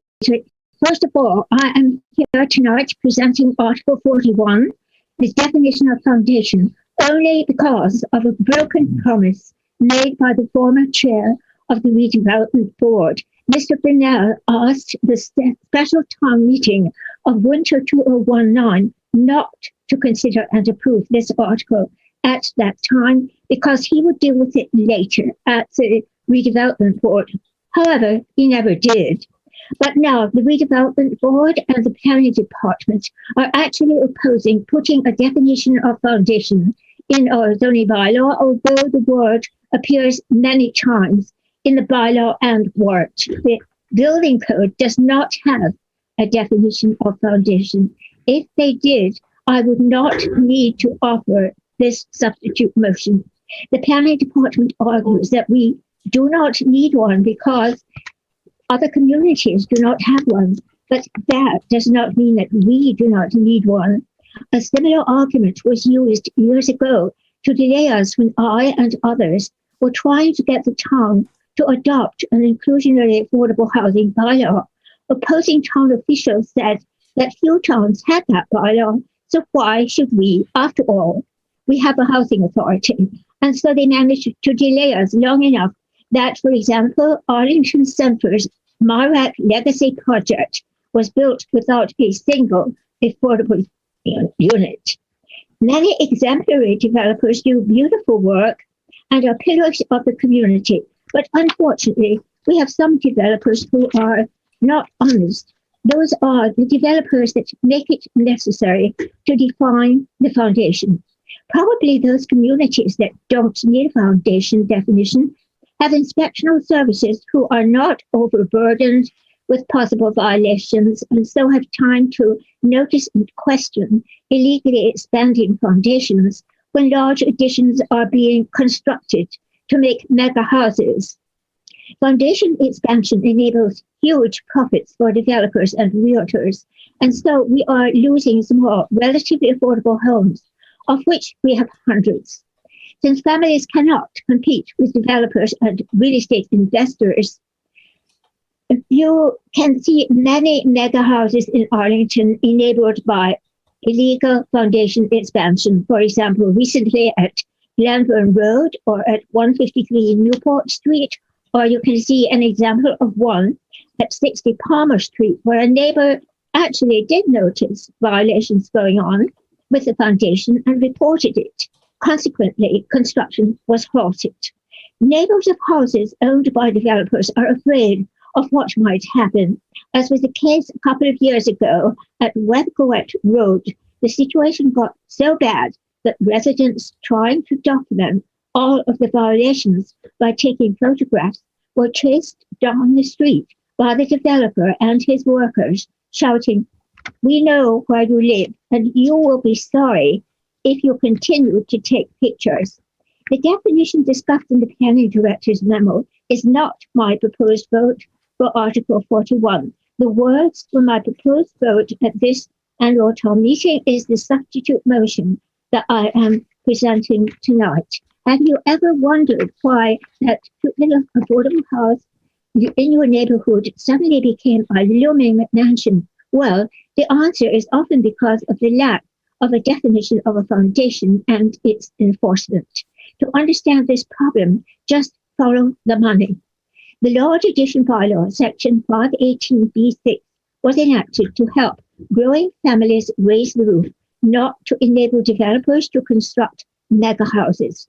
It provides that raised structures greater than 750 square feet on the foundation may be done without a special permit. However, since we do not have a definition of foundation, inspectional services who are very busy have sometimes interpreted foundation in such a way that tiny capes or ranches turn into large mansions. Some porches, decks, carports, tool sheds, attached garages, and so on are commandeered to become part of the so-called foundation. The new structure then becomes deeper, wider, and often higher, and so is much larger than the original house, to the horror of abutters, and taxes increase for neighboring houses. This definition does not prevent large additions, but prevents large additions from occurring without the requisite hearings at which abutters, maybe you, can request zoning board help. Near me, abutters persuaded the zoning board at the special permit hearing to bring down a developer's plans from a monstrous 8,000 square feet house to 6,000 feet. The foundation definition will protect the path to affordable home ownership. The residential study group, a talented committee, committee intensively studied development and affordability issues, and amazingly, the town ghosted them for their efforts, and the group was never heard from again. Well, fellow town meeting members, I have not yet been ghosted by the town. I am still here, and so I can present this article to you tonight. When the redevelopment board chair asked us to approve a definition for apartment conversion because we do not have one, we all approved it. We also do not have a definition for foundation, and we need one. Please vote yes for Article 41, Foundation Substitute Motion, to help preserve our remaining relatively affordable homes and the trees and open space with them. Thank you very much. Thank you. Do we have a second on Mrs. Warden's motion?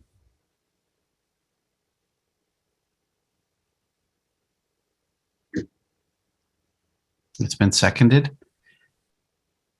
Mr. Jameson?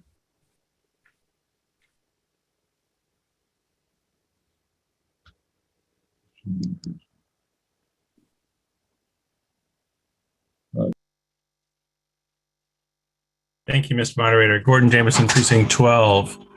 This speaks to an issue I rather poorly addressed the other night about a property that I noticed on 33 Glenburn, where the front setback was less than what I would consider to be prescribed.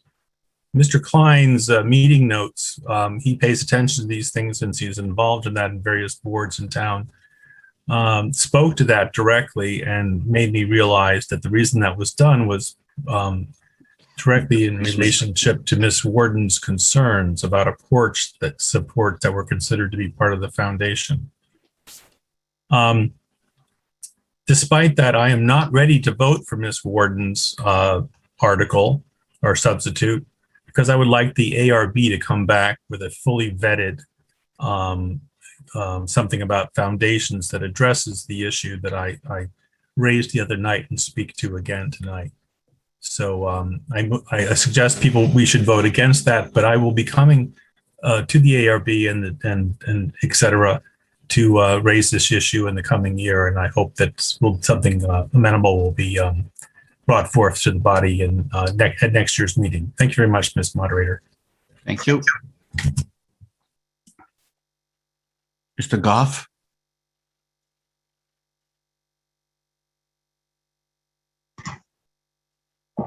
Thank you, Mr. Moderator. Phil Goff, Precinct 7. I rise to terminate debate on this article and all matters before it. Okay, we have a motion to terminate debate in the article. It's not debatable, so we're going to bring that article up.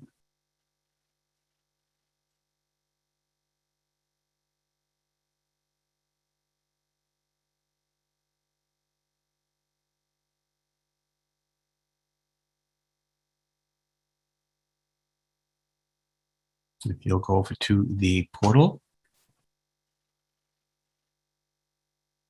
Excuse me. Vote when it gets time.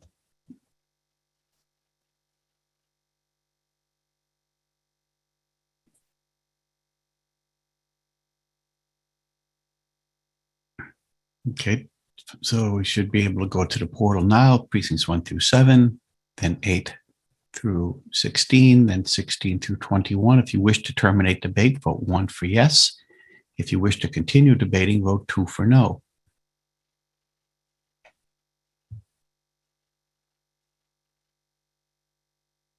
If that doesn't work, you can chat your vote in. If that doesn't work, text it to 617-575-9266. We're voting on the motion to terminate debate.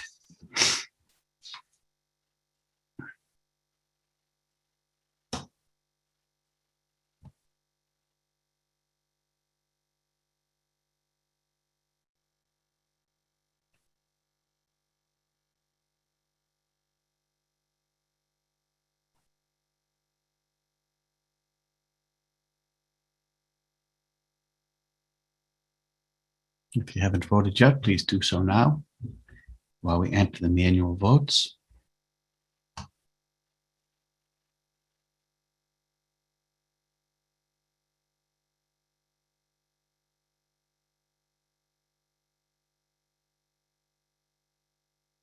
Okay, manual votes are all entered. A couple seconds. If you haven't voted, now's your chance. Then we're going to close voting. And now, close voting. Motion to terminate debate is successful. We have 171 in the affirmative. 71 in the affirmative, 53 in the negative. Debate is terminated. That will bring us to a vote on Mrs. Warden's substitute motion to define foundation.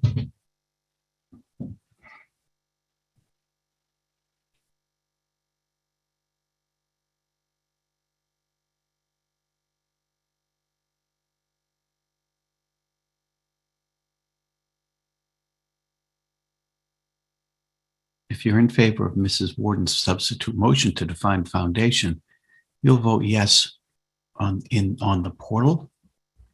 If you're against her foundation definition, you'll vote no. It's her substitute motion to define foundation.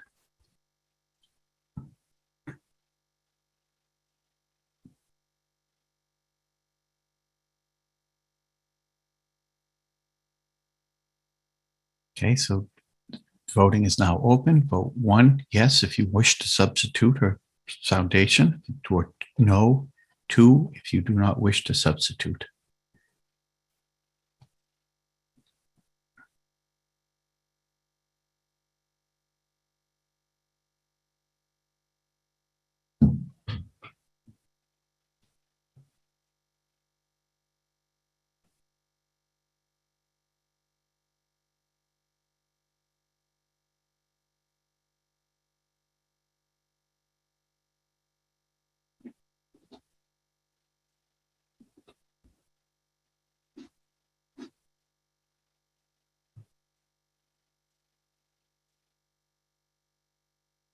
Let's go back to the vote screen so we can see what our time is. Okay.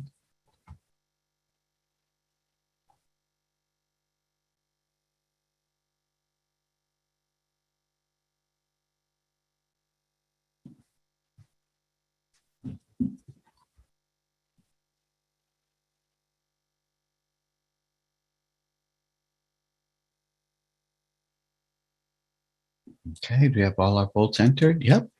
So we can close voting on Mrs. Warden's substitute motion.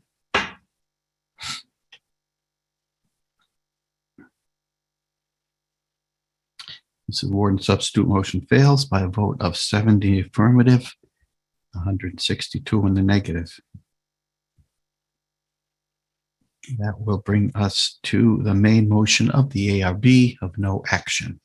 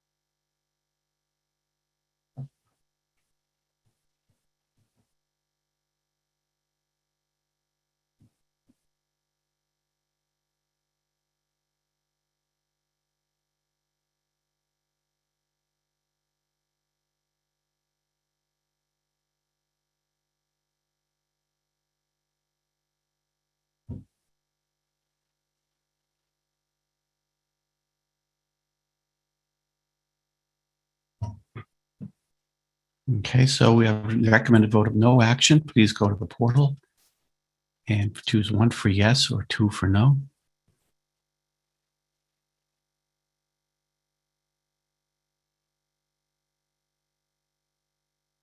So if you have recommended vote of no action, 1 for yes, 2 for no. If you can't do that, please use the chat feature, or you can text 617-575-9266.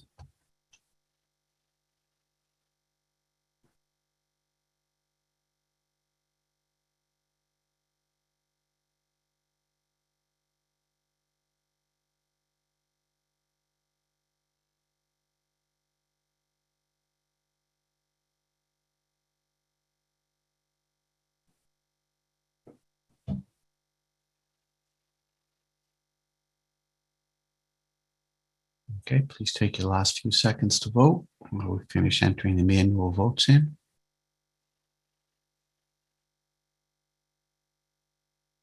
Okay, they're all entered. We can close voting.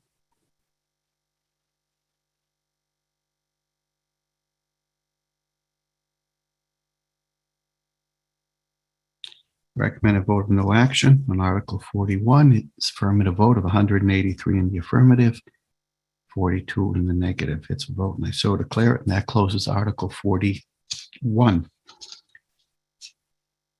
And that brings us to Article 43.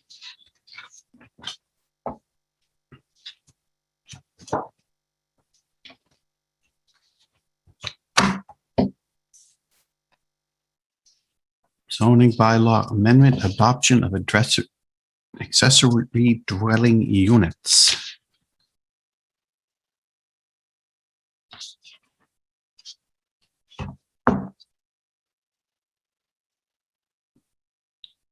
And as soon as we open it. So Article 43, we have the recommended vote of the ARB. We'll have hear from Ms. Zembery. Thank you, Mr. Moderator. Okay, thank you. Rachel Zembery, Chair of the Redevelopment Board. In light of all of the questions that have arisen around the article, I would like to request another 3 minutes for the proponents of the article to speak following the pre-recorded video presentation for a total of 10 minutes. Okay. So if anyone objects, please use the raise hand feature in Zoom. We'll give a second to open that up. If you object to them having an additional 3 minutes, so 10 minutes in total. Okay, we only have 5 people objecting, so you do have your additional 3 minutes, Ms. Zembery. Thank you, Mr. Moderator. Okay, so let's wait, hold on. Can we restart her clock while we voted? Okay, so you get your 10 minutes, Ms. Zembery. Go ahead. Thank you so much. Rachel Zembery, Chair of the Redevelopment Board. Article 43 is a zoning bylaw amendment inserted at the request of Barbara Thornton and 10 registered voters relative to accessory dwelling units. The ARB voted 5-0 to recommend favorable action. In light of the numerous amendments and substitute motions submitted, the ARB discussed this article at our meeting last Monday evening and unanimously reiterated our strong support of the original article as submitted for the following reasons. Allowing ADUs as of right rather than by special permit is preferred. For the range of ADU configuration options subject to zoning bylaw restrictions and encompassed by the article.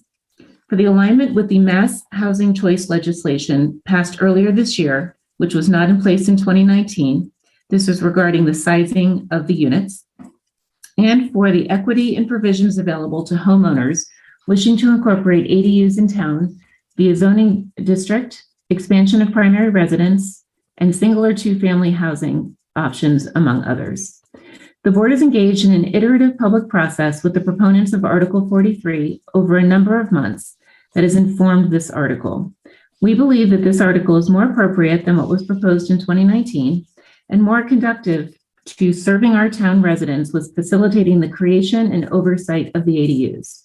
We have learned a lot since that last ADU article, which was put before town meeting in 2019, and we look forward to the proponents of the article sharing with you the information that they have prepared.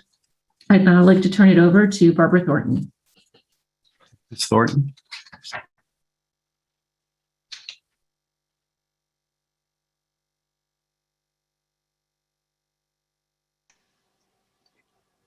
Thank you very much. My name is Barbara Thornton. I am here to present a video that ACMi has prepared for us. And then at the end of the video, turn it over to my colleague, Phil Tedesco, who has been absolutely instrumental in helping to put this article together. Is that all right? Yes, ma'am. Thank you very much, sir. Oh, I'm sorry, Barbara Thornton, Precinct 16, Town Meeting. Okay.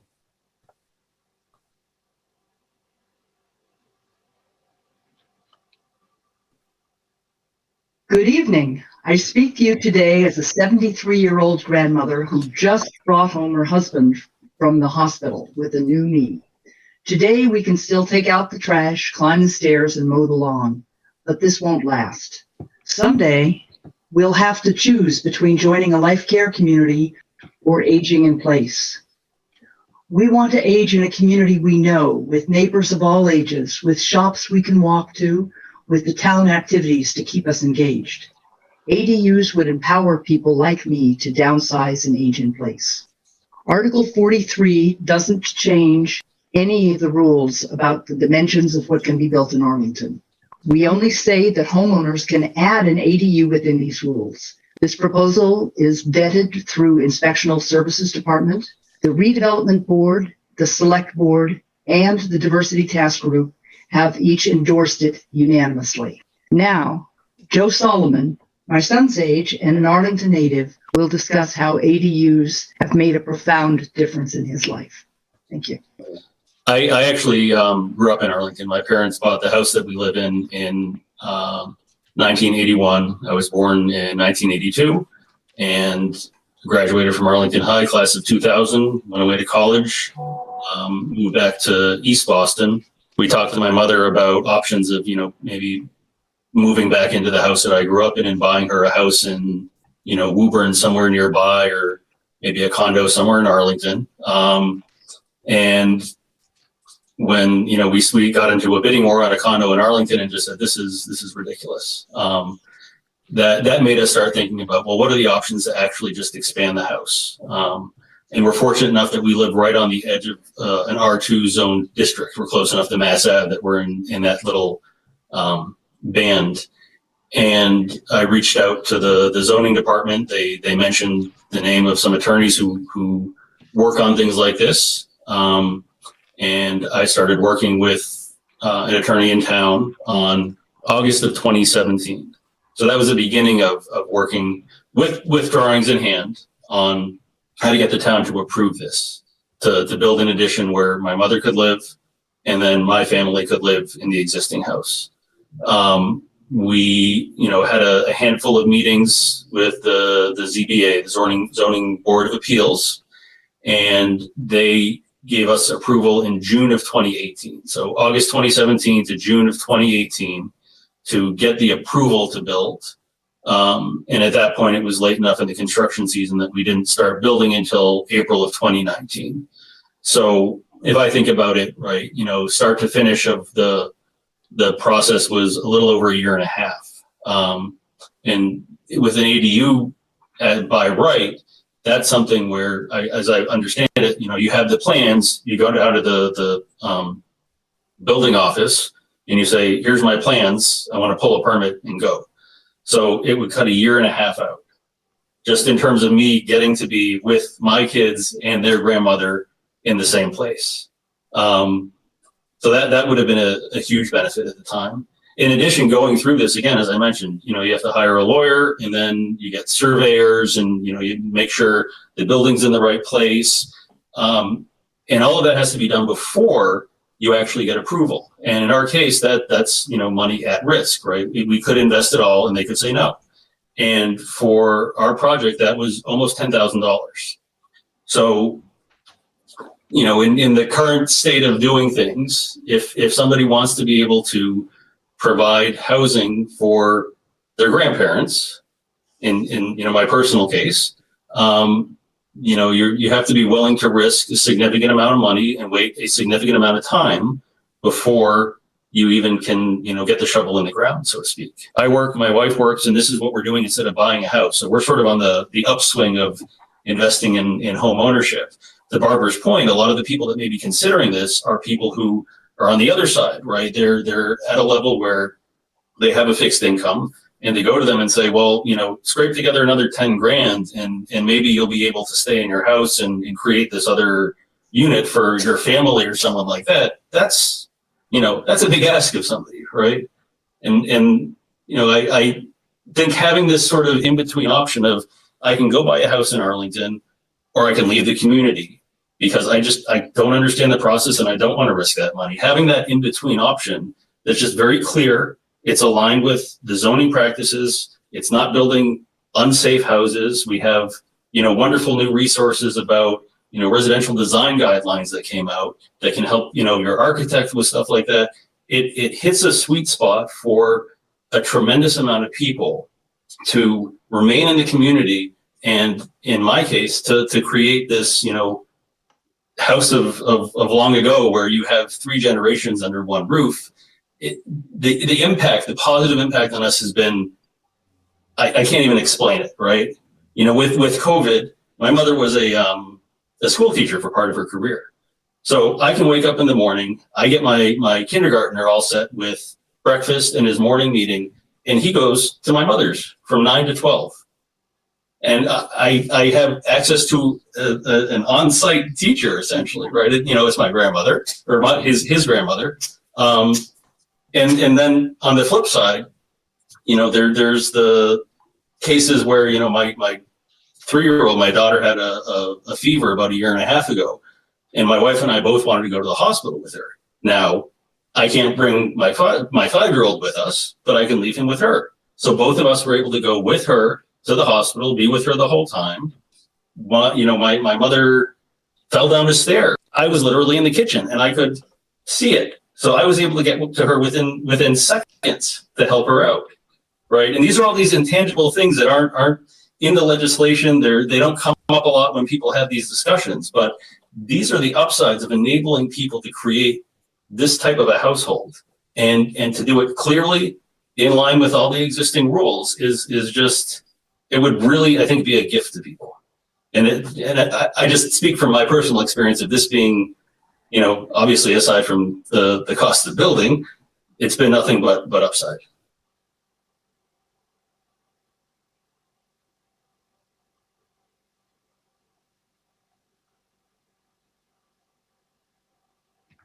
Any further, Ms. Zembury? Thank you, Mr. Moderator. Yes, Phil Tedesco would like to speak on the article. Okay, you guys have 10 seconds left.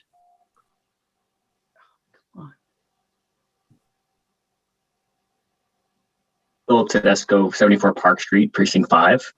Mr. Tedesco, you have to make it So I'm sorry, I thought we'd have three minutes. I guess I would just say thanks very much for this and look forward to your questions. Okay, thank you.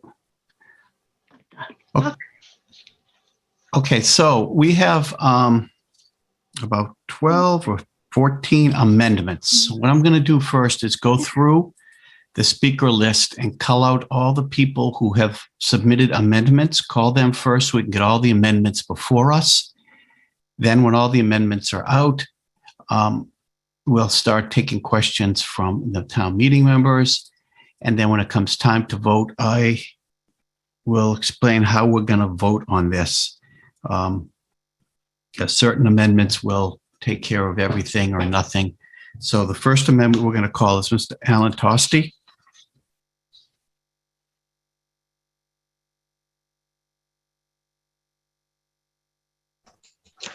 Yes, Mr. Moderator, can you hear me? Yes, sir. My name is Alan Tosti from Precinct 17. I would like to move my substitute motion on Article 43 listed on the town's website as of May 24th, 2021. After it's been seconded. Sessions were completed in early April, I started to review other articles in the warrant. I came across Article 43 for accessory dwelling units. I assumed it was a modification of Article 15 from 2019 town meeting, which was unanimously recommended by the redevelopment board that year and received majority vote, but not 2/3. But when I started to read the redevelopment board report, I realized this was a very different proposal than the one in 2019, which I am submitting today. The proposal the redevelopment board is putting forth is not a modest proposal. It is a very radical proposal that was not developed by broad consensus, as you can see with all the amendments and motions. It's a radical proposal developed by the redevelopment board and its proponents. This proposal, quote, allows accessory dwelling units, ADUs, by right in single family, two family, and duplex dwellings in any residential and commercial district in the town. Ladies and gentlemen, does this sound modest to you? If you read single family definition out of the zoning laws, single family district, quote, the town discourages intensive land use, uses that would detract from single family residential character of these neighborhoods, and uses that would otherwise interfere with the intent of this bylaw. So I want to keep that, please keep that in mind as we go through all these discussions. In effect, this will turn single family districts into two-family zones by allowing ADUs in dormers, additions, and non-attached additions like garages. It'll turn two-family with this new flexibility to become three or even four-family zones. I owned a two-family house in East Arlington for 43 years. I pulled out my old plot plan, and without a great deal of effort, I could easily put one and probably two units in my backyard. That would have been great for me. I would have all this money coming in. But how about my neighbors? I feel that the redevelopment proposal would be a huge negative for the town and especially the neighborhoods. One of the main concerns I have is population density of our town. Arlington has the highest population density of any town in the state. It has the 11th highest population density of all the municipalities in the state, both cities and towns. Now, you'll probably hear this. Our 1970 population density was even higher, but it was a very different town 50 years ago with much larger families, many fewer dwelling units, and many fewer cars. This is a very different town today. How many more units do we want to cram into our town? Not on Mass Ave, but into our single family and two family neighborhoods, into our backyards, into our side yards. With these concerns, I went back to look at the 2019 proposal, which the redevelopment board unanimously recommended, if I can quote from their discussion, that the 2019 proposal is providing flexible solutions for housing and diversity housing options, quote, without changing the physical character of our neighborhoods. I think the redevelopment board forgot that pledge when they put together this proposal. So I decided to submit the 2019 proposal as this substitute motion. The only thing I changed were the dates. Now, since May 11th, I have amended my motion to eliminate special permit requirements. I did that for two reasons. One is to be more flexible and try to compromise somewhat so that you didn't have to go through all of the special permit process. Under the 2019, you can build an ADU, but it has to be within the envelope of the current house. Therefore, that seemed less intrusive into the neighborhood than certainly the redevelopment proposal now. I also made the change so that my substitute motion would only need a majority to pass. I had to make a small modification that you see there now in paragraph 4 because I didn't catch that special permit. I wanted to thank the town meeting member who did catch it so I could correct it. The redevelopment board claims that this is only open to homeowners not developers. Does anyone really believe that developers won't take advantage of this? Buy the property as an individual, rebuild with ADUs, which can be then rented out and then resold to an absentee landlord. There's no future restrictions that this is to be owner occupied. There's no definition of family in this.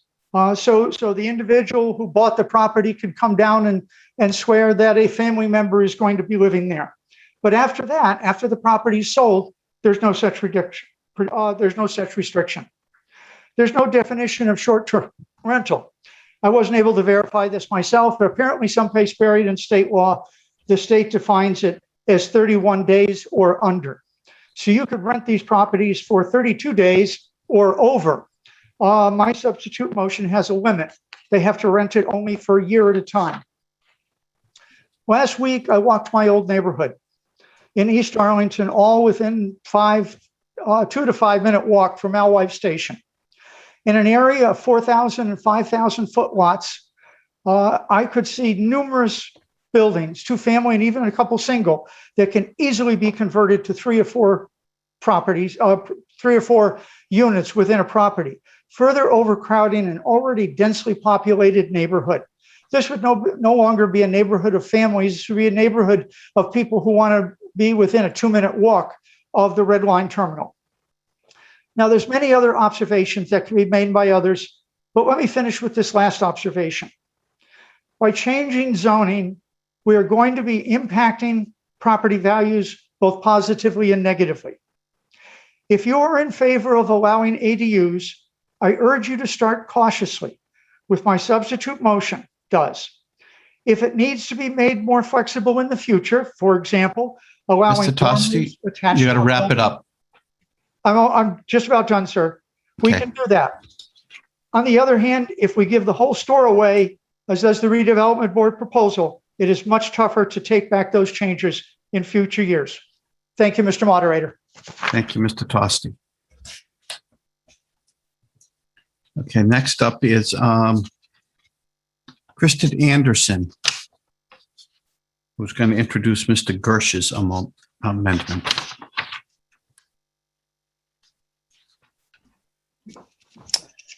Thank you, Mr. Moderator. Kristen Anderson, Precinct 13. I move the amendment submitted by John Gersh on Article 43. Gersh's amendment will eliminate from the main motion ADUs and accessory buildings. By accessory buildings, I mean structures like detached garages, most of which in town exist right up against property lines. This amendment will have no effect on ADUs built inside homes, and it will have no effect on ADUs that are built as home additions. The Gersh Amendment will prohibit the construction of detached standalone ADU structures. Now, let me please start off by saying that I am in support of the main intention behind the article, which is to provide Arlington homeowners with an opportunity to age in place, to create independent living space for elderly, disabled, and other family or household members. And for that, I am quite thankful for Article 43.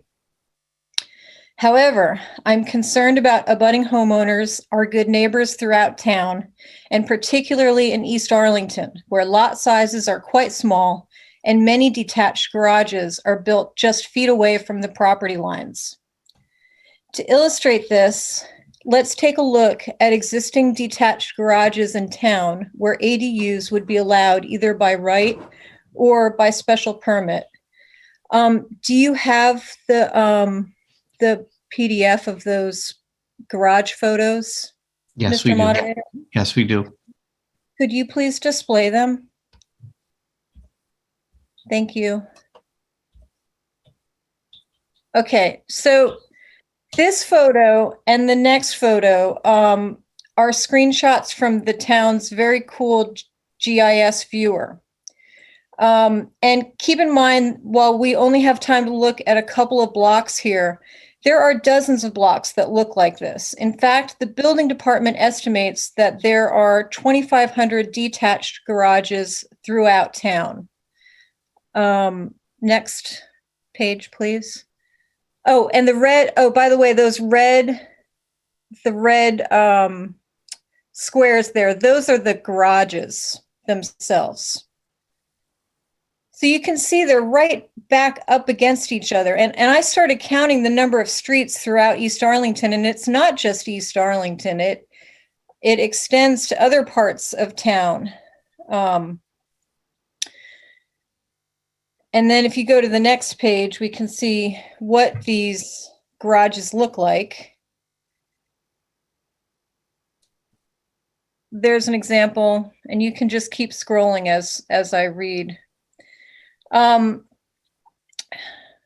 proposed bylaw will allow ADUs in accessory buildings of up to 900 square feet and up to 2 stories and 20 feet tall, located right on the property line, built with only the need for a special permit.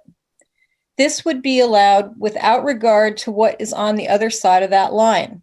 It could be an existing home located 5 feet away on a non-conforming lot. Or it could be a detached garage or an ADU in a converted garage right on the property line, resulting in back-to-back ADUs.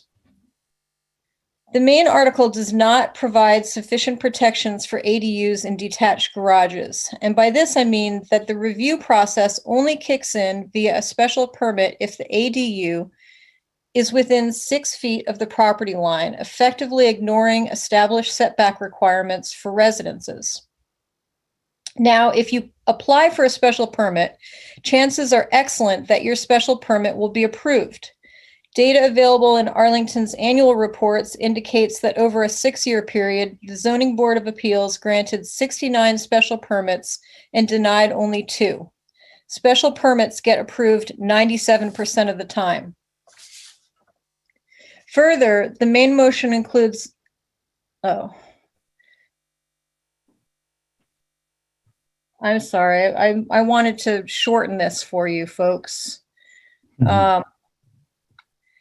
So in closing, I just wanted to say that I support the amendments of Mr. Ham and Ms. Preston, but Gersh's amendment is better. Mr. Tosti's substitute motion will achieve the same effect as this amendment and more. It would allow the town to first allow ADUs within existing homes, and if adequate protections are included, ADUs and accessory structures could be adopted in the future. If the Tosti substitute motion is not adopted, I urge you to support this amendment, the Gersh amendment, to remove ADUs and accessory buildings or garages.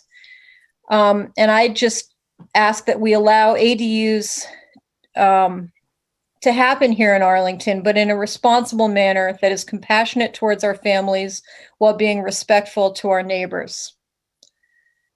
And I wanted to say that constructing ADUs in accessory buildings like detached garages doesn't properly consider the concerns of our neighbors. We should be good neighbors and respect the setback requirements that are in place. And that's why I'm putting forth the amendment. Thank you. Thank you. Do we have a second on Mr. Gersh's amendment? So as we go through all these amendments, if you guys want to just second them on the fly instead of waiting for me to call out, that would be fine. But right now we do need a second on Mr. Gersh. And in the meantime, we'll take Mr. Gordon Jameson's point of order. So Gersh has been seconded. Mr. Jameson?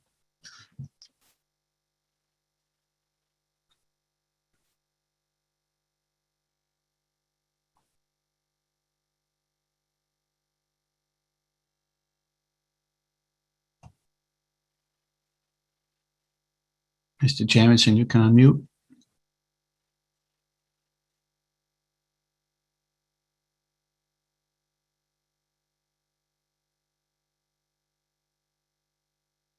Mr. Jamison?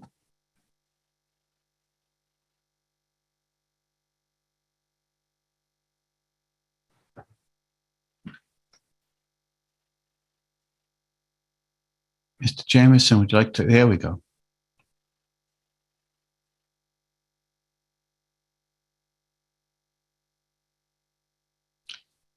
Okay, well, Mr. Jamison figures out his unmute button.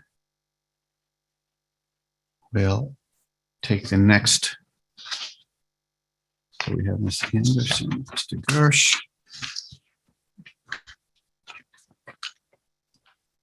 Ms. Preston?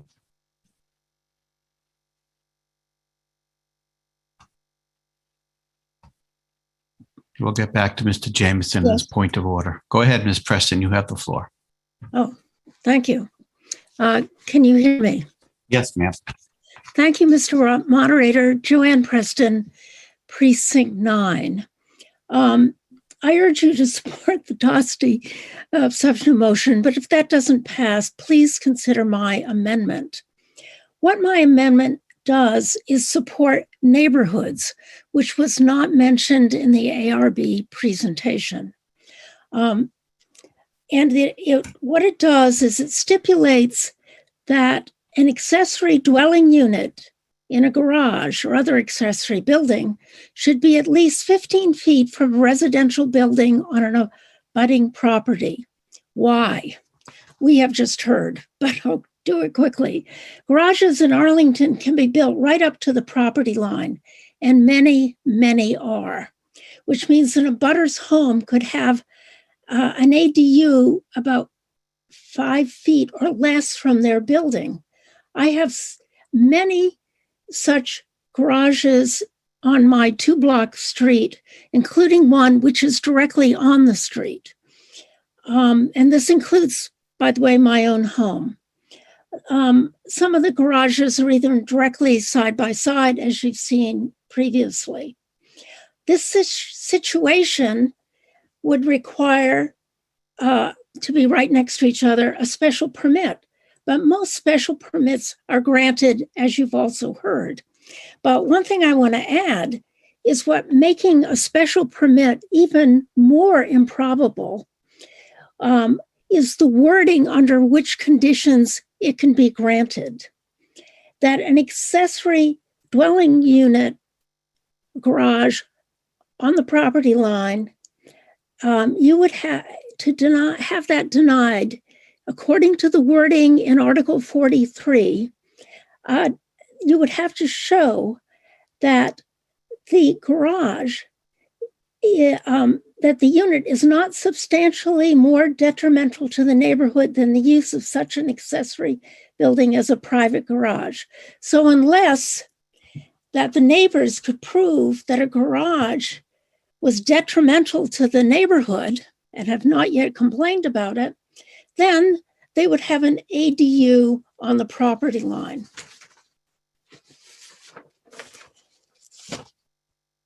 So any special permit under this wording would be turned down.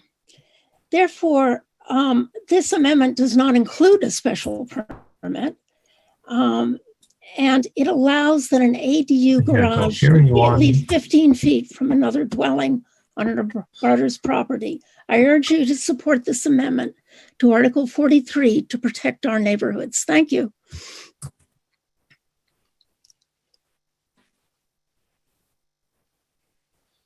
Thank you, Mr. Moderator. Mr. Moderator, you're muted. Do we have a second on Ms. Preston's motion? And Mr. Jameson, you still have your point of order? Yes, I can you hear me, Mr. Moderator? Yes, I can. Finally, it took like a while. The whole system locked up. That's the first time I've had that. Let me see if I can find what I wanted. 1 second here, Mr. Moderator, okay? Mm-hmm. I have a point of order relating to Mr. Tosti's, so basically, Mr. Tosti's amendment or substitute on the website has the date of the 24th. At the top of his substitute motion, he has the date of the 11th of May. And at the bottom of his substitute, he has the date of the 1st of May. Is that in order, Mr. Moderator? Yes, it's in order. He first submitted it last week. And since then, all he has done is made the one technical correction and has not redated it. So I'm just treating it as if it was dated by today's date, which was the last submission. But the hard copy, does not support that. He has 2 different dates on this one and a different date on the website. And then there was a date before that on the 20th. I'll make an administrative adjustment and change all those dates to May 24th, if you so wish. I would, Mr. Moderator. Okay. Okay. Thank you very much, Mr. Moderator. Thank you, sir. So I'm on Mr. Tosti's motion. Please redate everything to May 24th. Thank you, Mr. Jameson. Now, lose my place of who I've already admitted. We have Ms. Preston. The next one up is Ms. Lori Leahy, who has three amendments. Ms. Leahy. So Ms. Leahy will introduce all 3 of her amendments, I believe. Thank you, Mr. Moderator. Lori Leahy, Precinct 21. The first one up is the affidavit. Is that correct? You can introduce them in any way you wish. Okay, I'll do them in this order. Okay.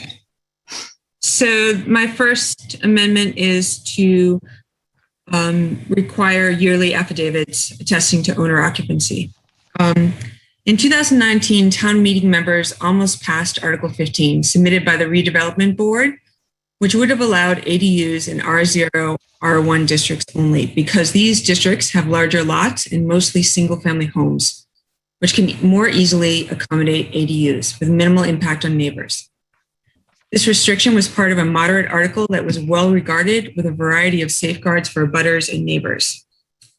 In contrast, Article 43, submitted by a resident, seems to be a combination of the most extreme parts of ADU bylaws from communities across the country, including the removal of owner occupancy requirements, allows ADUs in separate structures and multiple ADUs in a single building, allows ADUs in multifamilies, duplexes, and business districts with no additional parking provided, lets them be sized up to as large as 900 square feet, which is an average sized two-bedroom apartment, allowing by right building instead of by special permit, and allows nonprofit or governmental entities to build ADUs. I could not find one community anywhere whose ADU bylaws contained all of these elements. This is a radical proposal. We need a more moderate approach in Article 43. This amendment seeks to bring back one safeguard from the 2019 Article 15. In Article 15, require yearly affidavits attesting to owner occupancy in either the principal dwelling or the ADU. This yearly requirement would transfer to new owners of the home. Article 43, on the other hand, only requires a one-time affidavit from the homeowner saying that they or a family member will live in the ADU or the principal dwelling. However, a family member is a term very loosely defined and easily abused. Basically, a family member can be anyone. In addition to requiring an affidavit only at the time of building the ADU, Article 43 also does not include the wording that existed in Article 15 under the pains and penalties of perjury.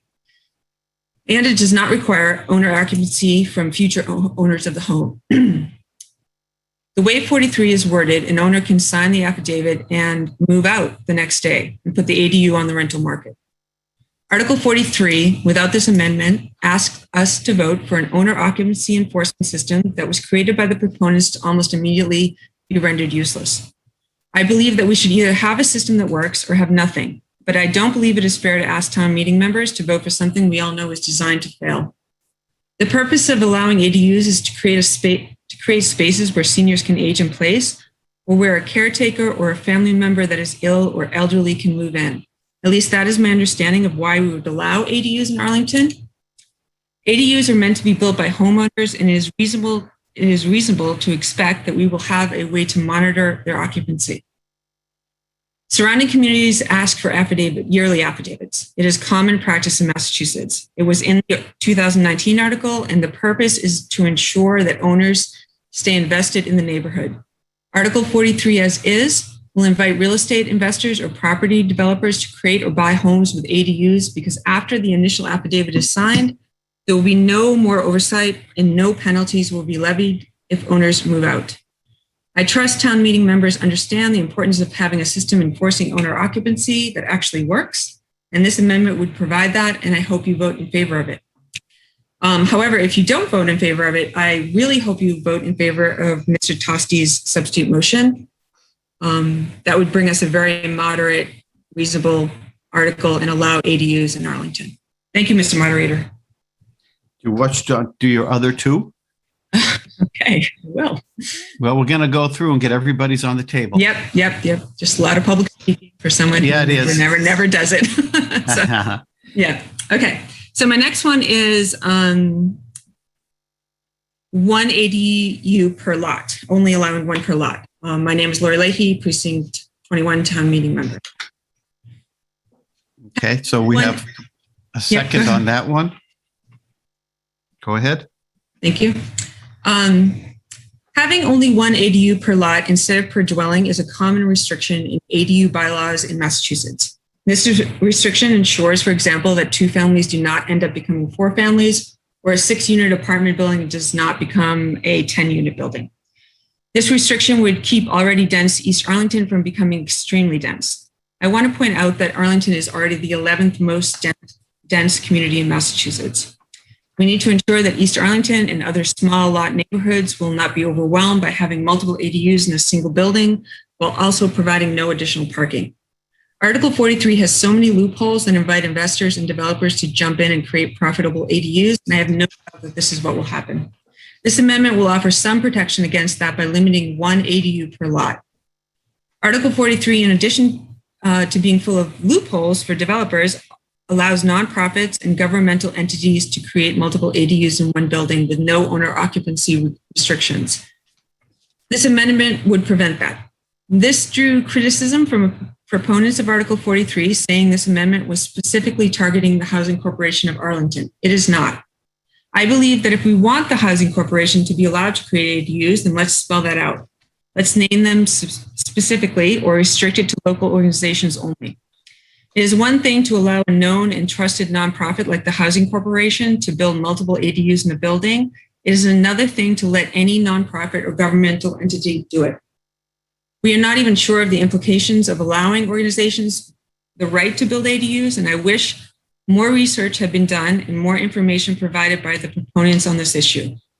As it is now, the language in 43 on this issue is too broad, and I could not find any community in Massachusetts or any state that allows organizations to build ADUs. They may exist, but it is certainly not common. Again, allowing the Housing Corporation of Arlington to build ADUs could be addressed separately. I'd like to share an excerpt from a real estate journal. I think I would concentrate on getting my last amendment out before you run out of time. Oh, I only have 7 minutes for all 3? Yeah. Okay, all right. I'm going to speak really quickly. I ask that you support this amendment to make sure that Arlington does not become overly dense. The limited green space we do have is protected by not putting a lot of parking in. I'm going to just skip to my next one if I have no idea how much time I have left. Okay, go ahead, get your last one in. Thank you, Mr. Moderator. Okay, so the 2019 article that very nearly passed allowed only R0 and R1 districts to have ADUs. This is not an arbitrary restriction, as the homes in these districts have larger lots, which could better accommodate a home with an ADU. This restriction is in keeping with most Massachusetts communities, which only allow ADUs in R0, R1 districts, or require that they have very large lots. I am skimming through my essay. When the ARB submitted the 2019 ADU article, it had been crafted based on input gathered from actively soliciting the public specifically about ADUs. Article 43 is radically different from that article, with the sum of its allowances found in no surrounding community bylaws or in any mass community that I could find. Yet the articles of this article gathered almost no public input. The ARB stated that residents were welcome to come to their meetings and could have heard the discussions they had about Article 43. They also stated that in some surveys given to Arlington residents, ADU-related questions were included. This passive collecting of residents' input is very different than what happened with past ADU articles when drafted. Then town meeting members were surveyed, an open house at town hall was held. With each proposed change in a separate station, and also a variety of community meetings and public hearings were held. The result was a well-crafted 2019 Article 15 based on what residents wanted. Article 43 in ARB words is substantially different than previous accessory dwelling units proposals. I'm sorry, I'm trying to speak so quickly now. I do not feel that Take a breath. Can you tell me how much time I have left? Well, we kind of forgot to turn the clock on, so okay, you're I have probably near your 7 minutes, if not close to it. Okay, all right. Yeah. Thank you.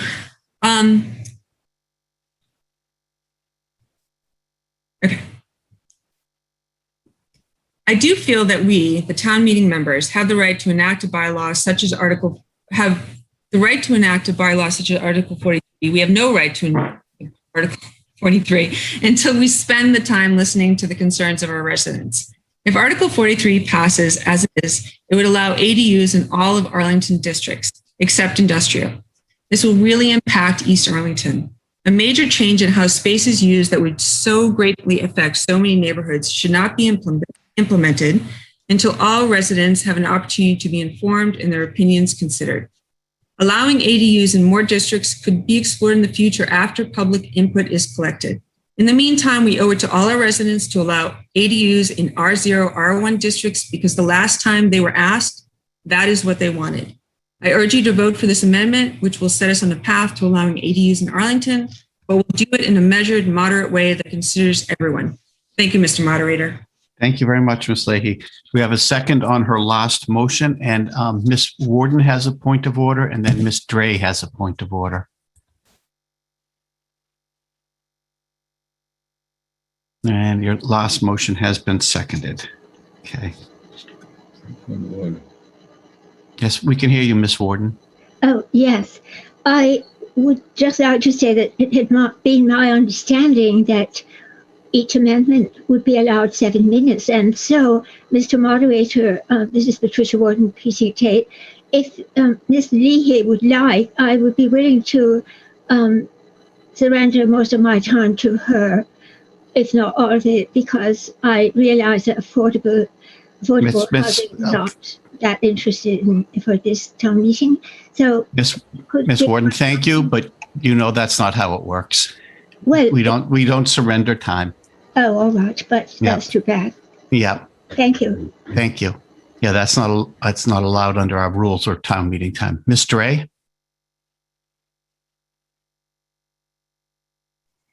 Good evening, Mr. Moderator. Elizabeth Dre, Precinct 8. I have a similar question. I was under the impression that for each amendment, a speaker gets 7 minutes, so that Ms. Leahy would have had 21 minutes to present her amendments instead of having to cram them into 7 minutes. I'm wondering if you could clarify that. Our bylaws provide for 7 minutes per speaker.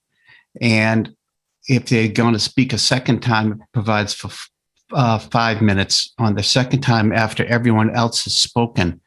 So if that was the case, any of these multiple amendments would have to have waited to put forth their second or third amendments, and they would, on Ms. Leahy's case, would only have been able to put forth 2 of her amendments because there's no provisions for speaking a third time under our bylaws. So we are limited to the 7 minute bylaw time maximum under Title I, Article 1. I think it's Section 11 or 7 or one of the sections. So that's why I told her she had 7 minutes. But if they needed extra time, they can always request extra time of the meeting, such as Ms. Zemberry did at the very beginning of her, and she requested extra time. Thank you for the clarification. I appreciate the explanation. Thank you. Okay, so that's Ms. Leahy. The next is Christopher Hyam.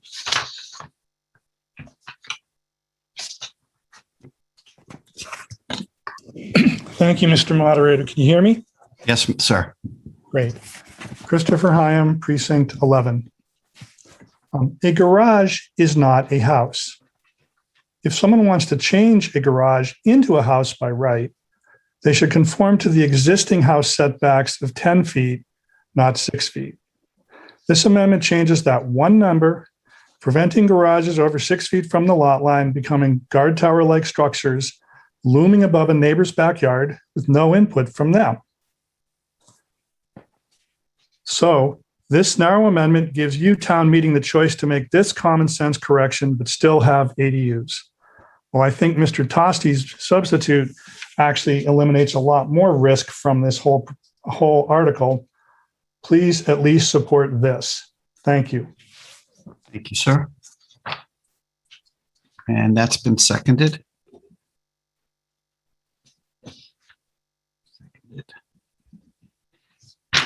Next up is Patricia Warden.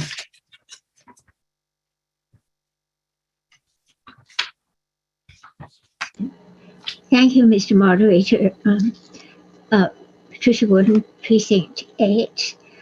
My amendment regarding affordable rent requirement for ADUs is really probably, in past understanding of ADUs, probably superfluous, in that most ADUs were made for family members or close friends or service providers who probably would not be expected to pay rent at all, or at least very little.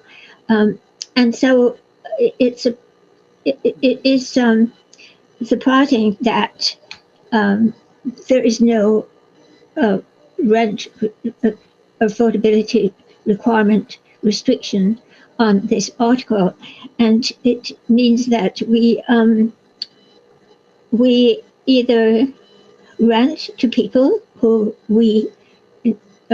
for whom we would not want to charge much rent anyway, or if we are looking for some modest rental income from an ADU, we would not require an exorbitant rent under any circumstances. And I do say that there is an absolute necessity for people to provide space in their homes and privacy for others who are visiting. My sister, when she was having a messy divorce, lived with us for quite a while with her 2 children. And my son, when he graduated from MIT, he lived with us, and he and his fiancée also lived with us for 5 years while they were setting up their business. And these are the kind of things that everyone expects to do. Friends of ours nearby had a son come back from California, and he was getting settled in a job here. They made a very lovely ADU for him. It's what would be now considered an ADU, and until he got settled and bought a house of his own. So these are things that a family must and should do, and the rent should not be the predominant requirement there.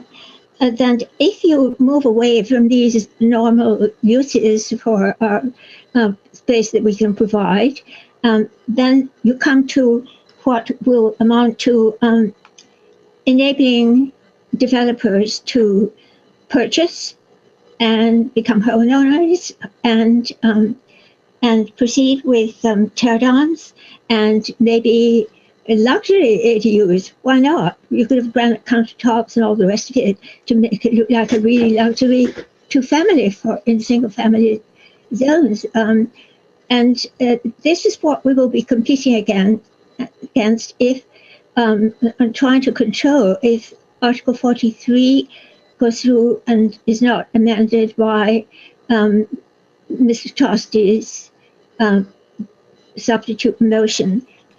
I think it's a horrendous vision that we have before us that is certain to happen because there is no other community in the Commonwealth that is willing to submit to this kind of exorbitant situation and submit their community to a great deal of disruption, environmental damage, tree removal, and just total exploitation. So Please do not vote for the proponents in Article 43, and please support Mr. Tosty's very sensible substitute motion. Thank you. Thank you. And your has been seconded. So that's before us. Next up is John Warden.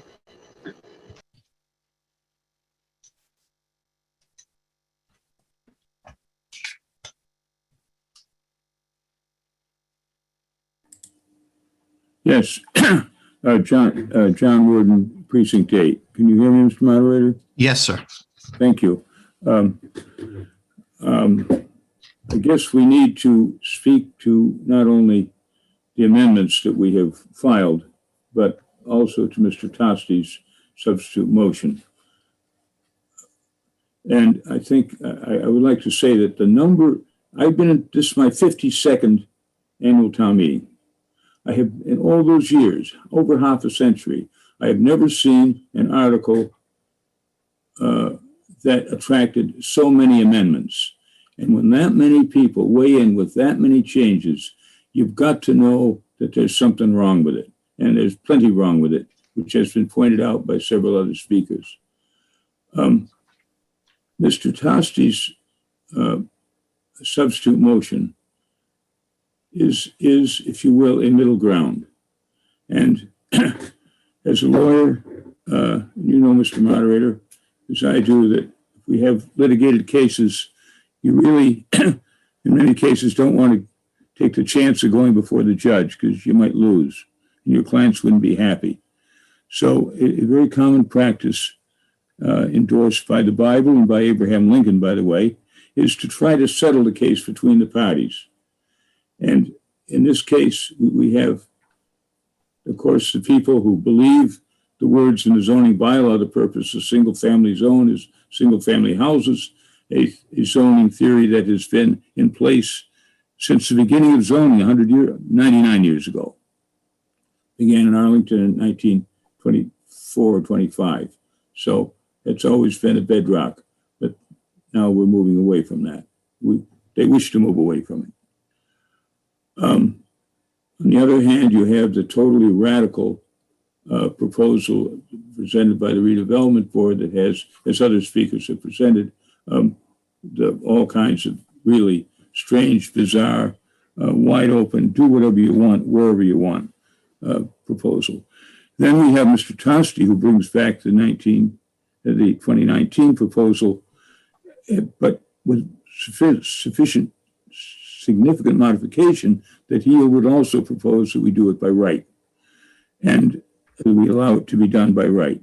But it does have protections for the neighbors and various other protections. And that article was, although it did not pass town meeting, it did get a majority vote. But that was carefully developed over time, and the zoning bylaw working group had a lot of time to input with it, and we discussed it on several meetings. The zoning bylaw working group, of which I am a member and several other town meeting members here are members, was not even allowed to see this language before the redevelopment board approved it. Our meetings were canceled in a run-up to the ARB hearings. So we had no input whatsoever. There were no other the community conversation that was supposed to take place after the failure of the 2016 proposal never took place. And this is a fundamental change, a proposed fundamental change to the nature of our town. And it should be carefully done throughout the community, not just rammed through. And I hope the town meeting members will appreciate that. I speak briefly to my amendments, two of the, however many there are. One of them is to reduce the size from 900 feet to 750 feet, or 1/3 max of the size of the house. The other is to not require parking, but if the tenant has a car, they have to provide parking for it somewhere, not on the street. The other amendment is just clarifies that if a corporation, let's say, charitable organization, whatever, has an ADU, obviously the corporation can't live anywhere, that both the units, it's not clear that both the units must be rented at affordable rents. But coming back to I obviously, if Mr. Tosti's substitute motion should happen to fail for some reason, then these amendments should be adopted to at least curb this a little bit. But I strongly urge you to meet in the middle, so to speak, not the crazy radical thing, not the thing that upholds the stated purpose of the bylaw, but something in the middle that says, yeah, you can have ADUs. They are subject to certain restrictions. They're somewhat respectful of the neighbors around these proposed ADUs, and it's always, a good compromise is one in which neither party is totally happy, but each party gets some of what he or she wanted. In this case, the ADU people get ADUs. The people who believe in the importance of single-family neighborhood get some semblance that it will be preserved to at least look like a single-family neighborhood. Thank you, Mr. Moderator. Thank you, Mr. Warden. It's 3 minutes to 11. So instead of bringing up our last two folks who are making amendments, Ms. Evans and Ms. Benedict, I think that we'll just take our motions for reconsideration and we'll come back Wednesday and we'll take up the last three amendments and then we'll commence debating. Okay, so do I have any motion or notices of reconsideration? If so, please use the raise hand feature in Zoom. So Ms. Sullivan, can you make sure raise hand is open? So if you have any notices of reconsideration on the articles that we voted tonight, please do that right now. Seeing none, we'll take a motion to adjourn for the evening. Move to adjourn. Second. Second, we have a motion to adjourn. If anyone objects, please use the raise hand feature. Okay, thank you very much. We'll see you all on Wednesday at 8 o'clock prompt. And we're just going to jump right in at that point and have Ms. Evans and then Ms. Benedict and then start debating Article 43. All right, thank you all very much. We did a good job tonight, got a lot done. Thank you.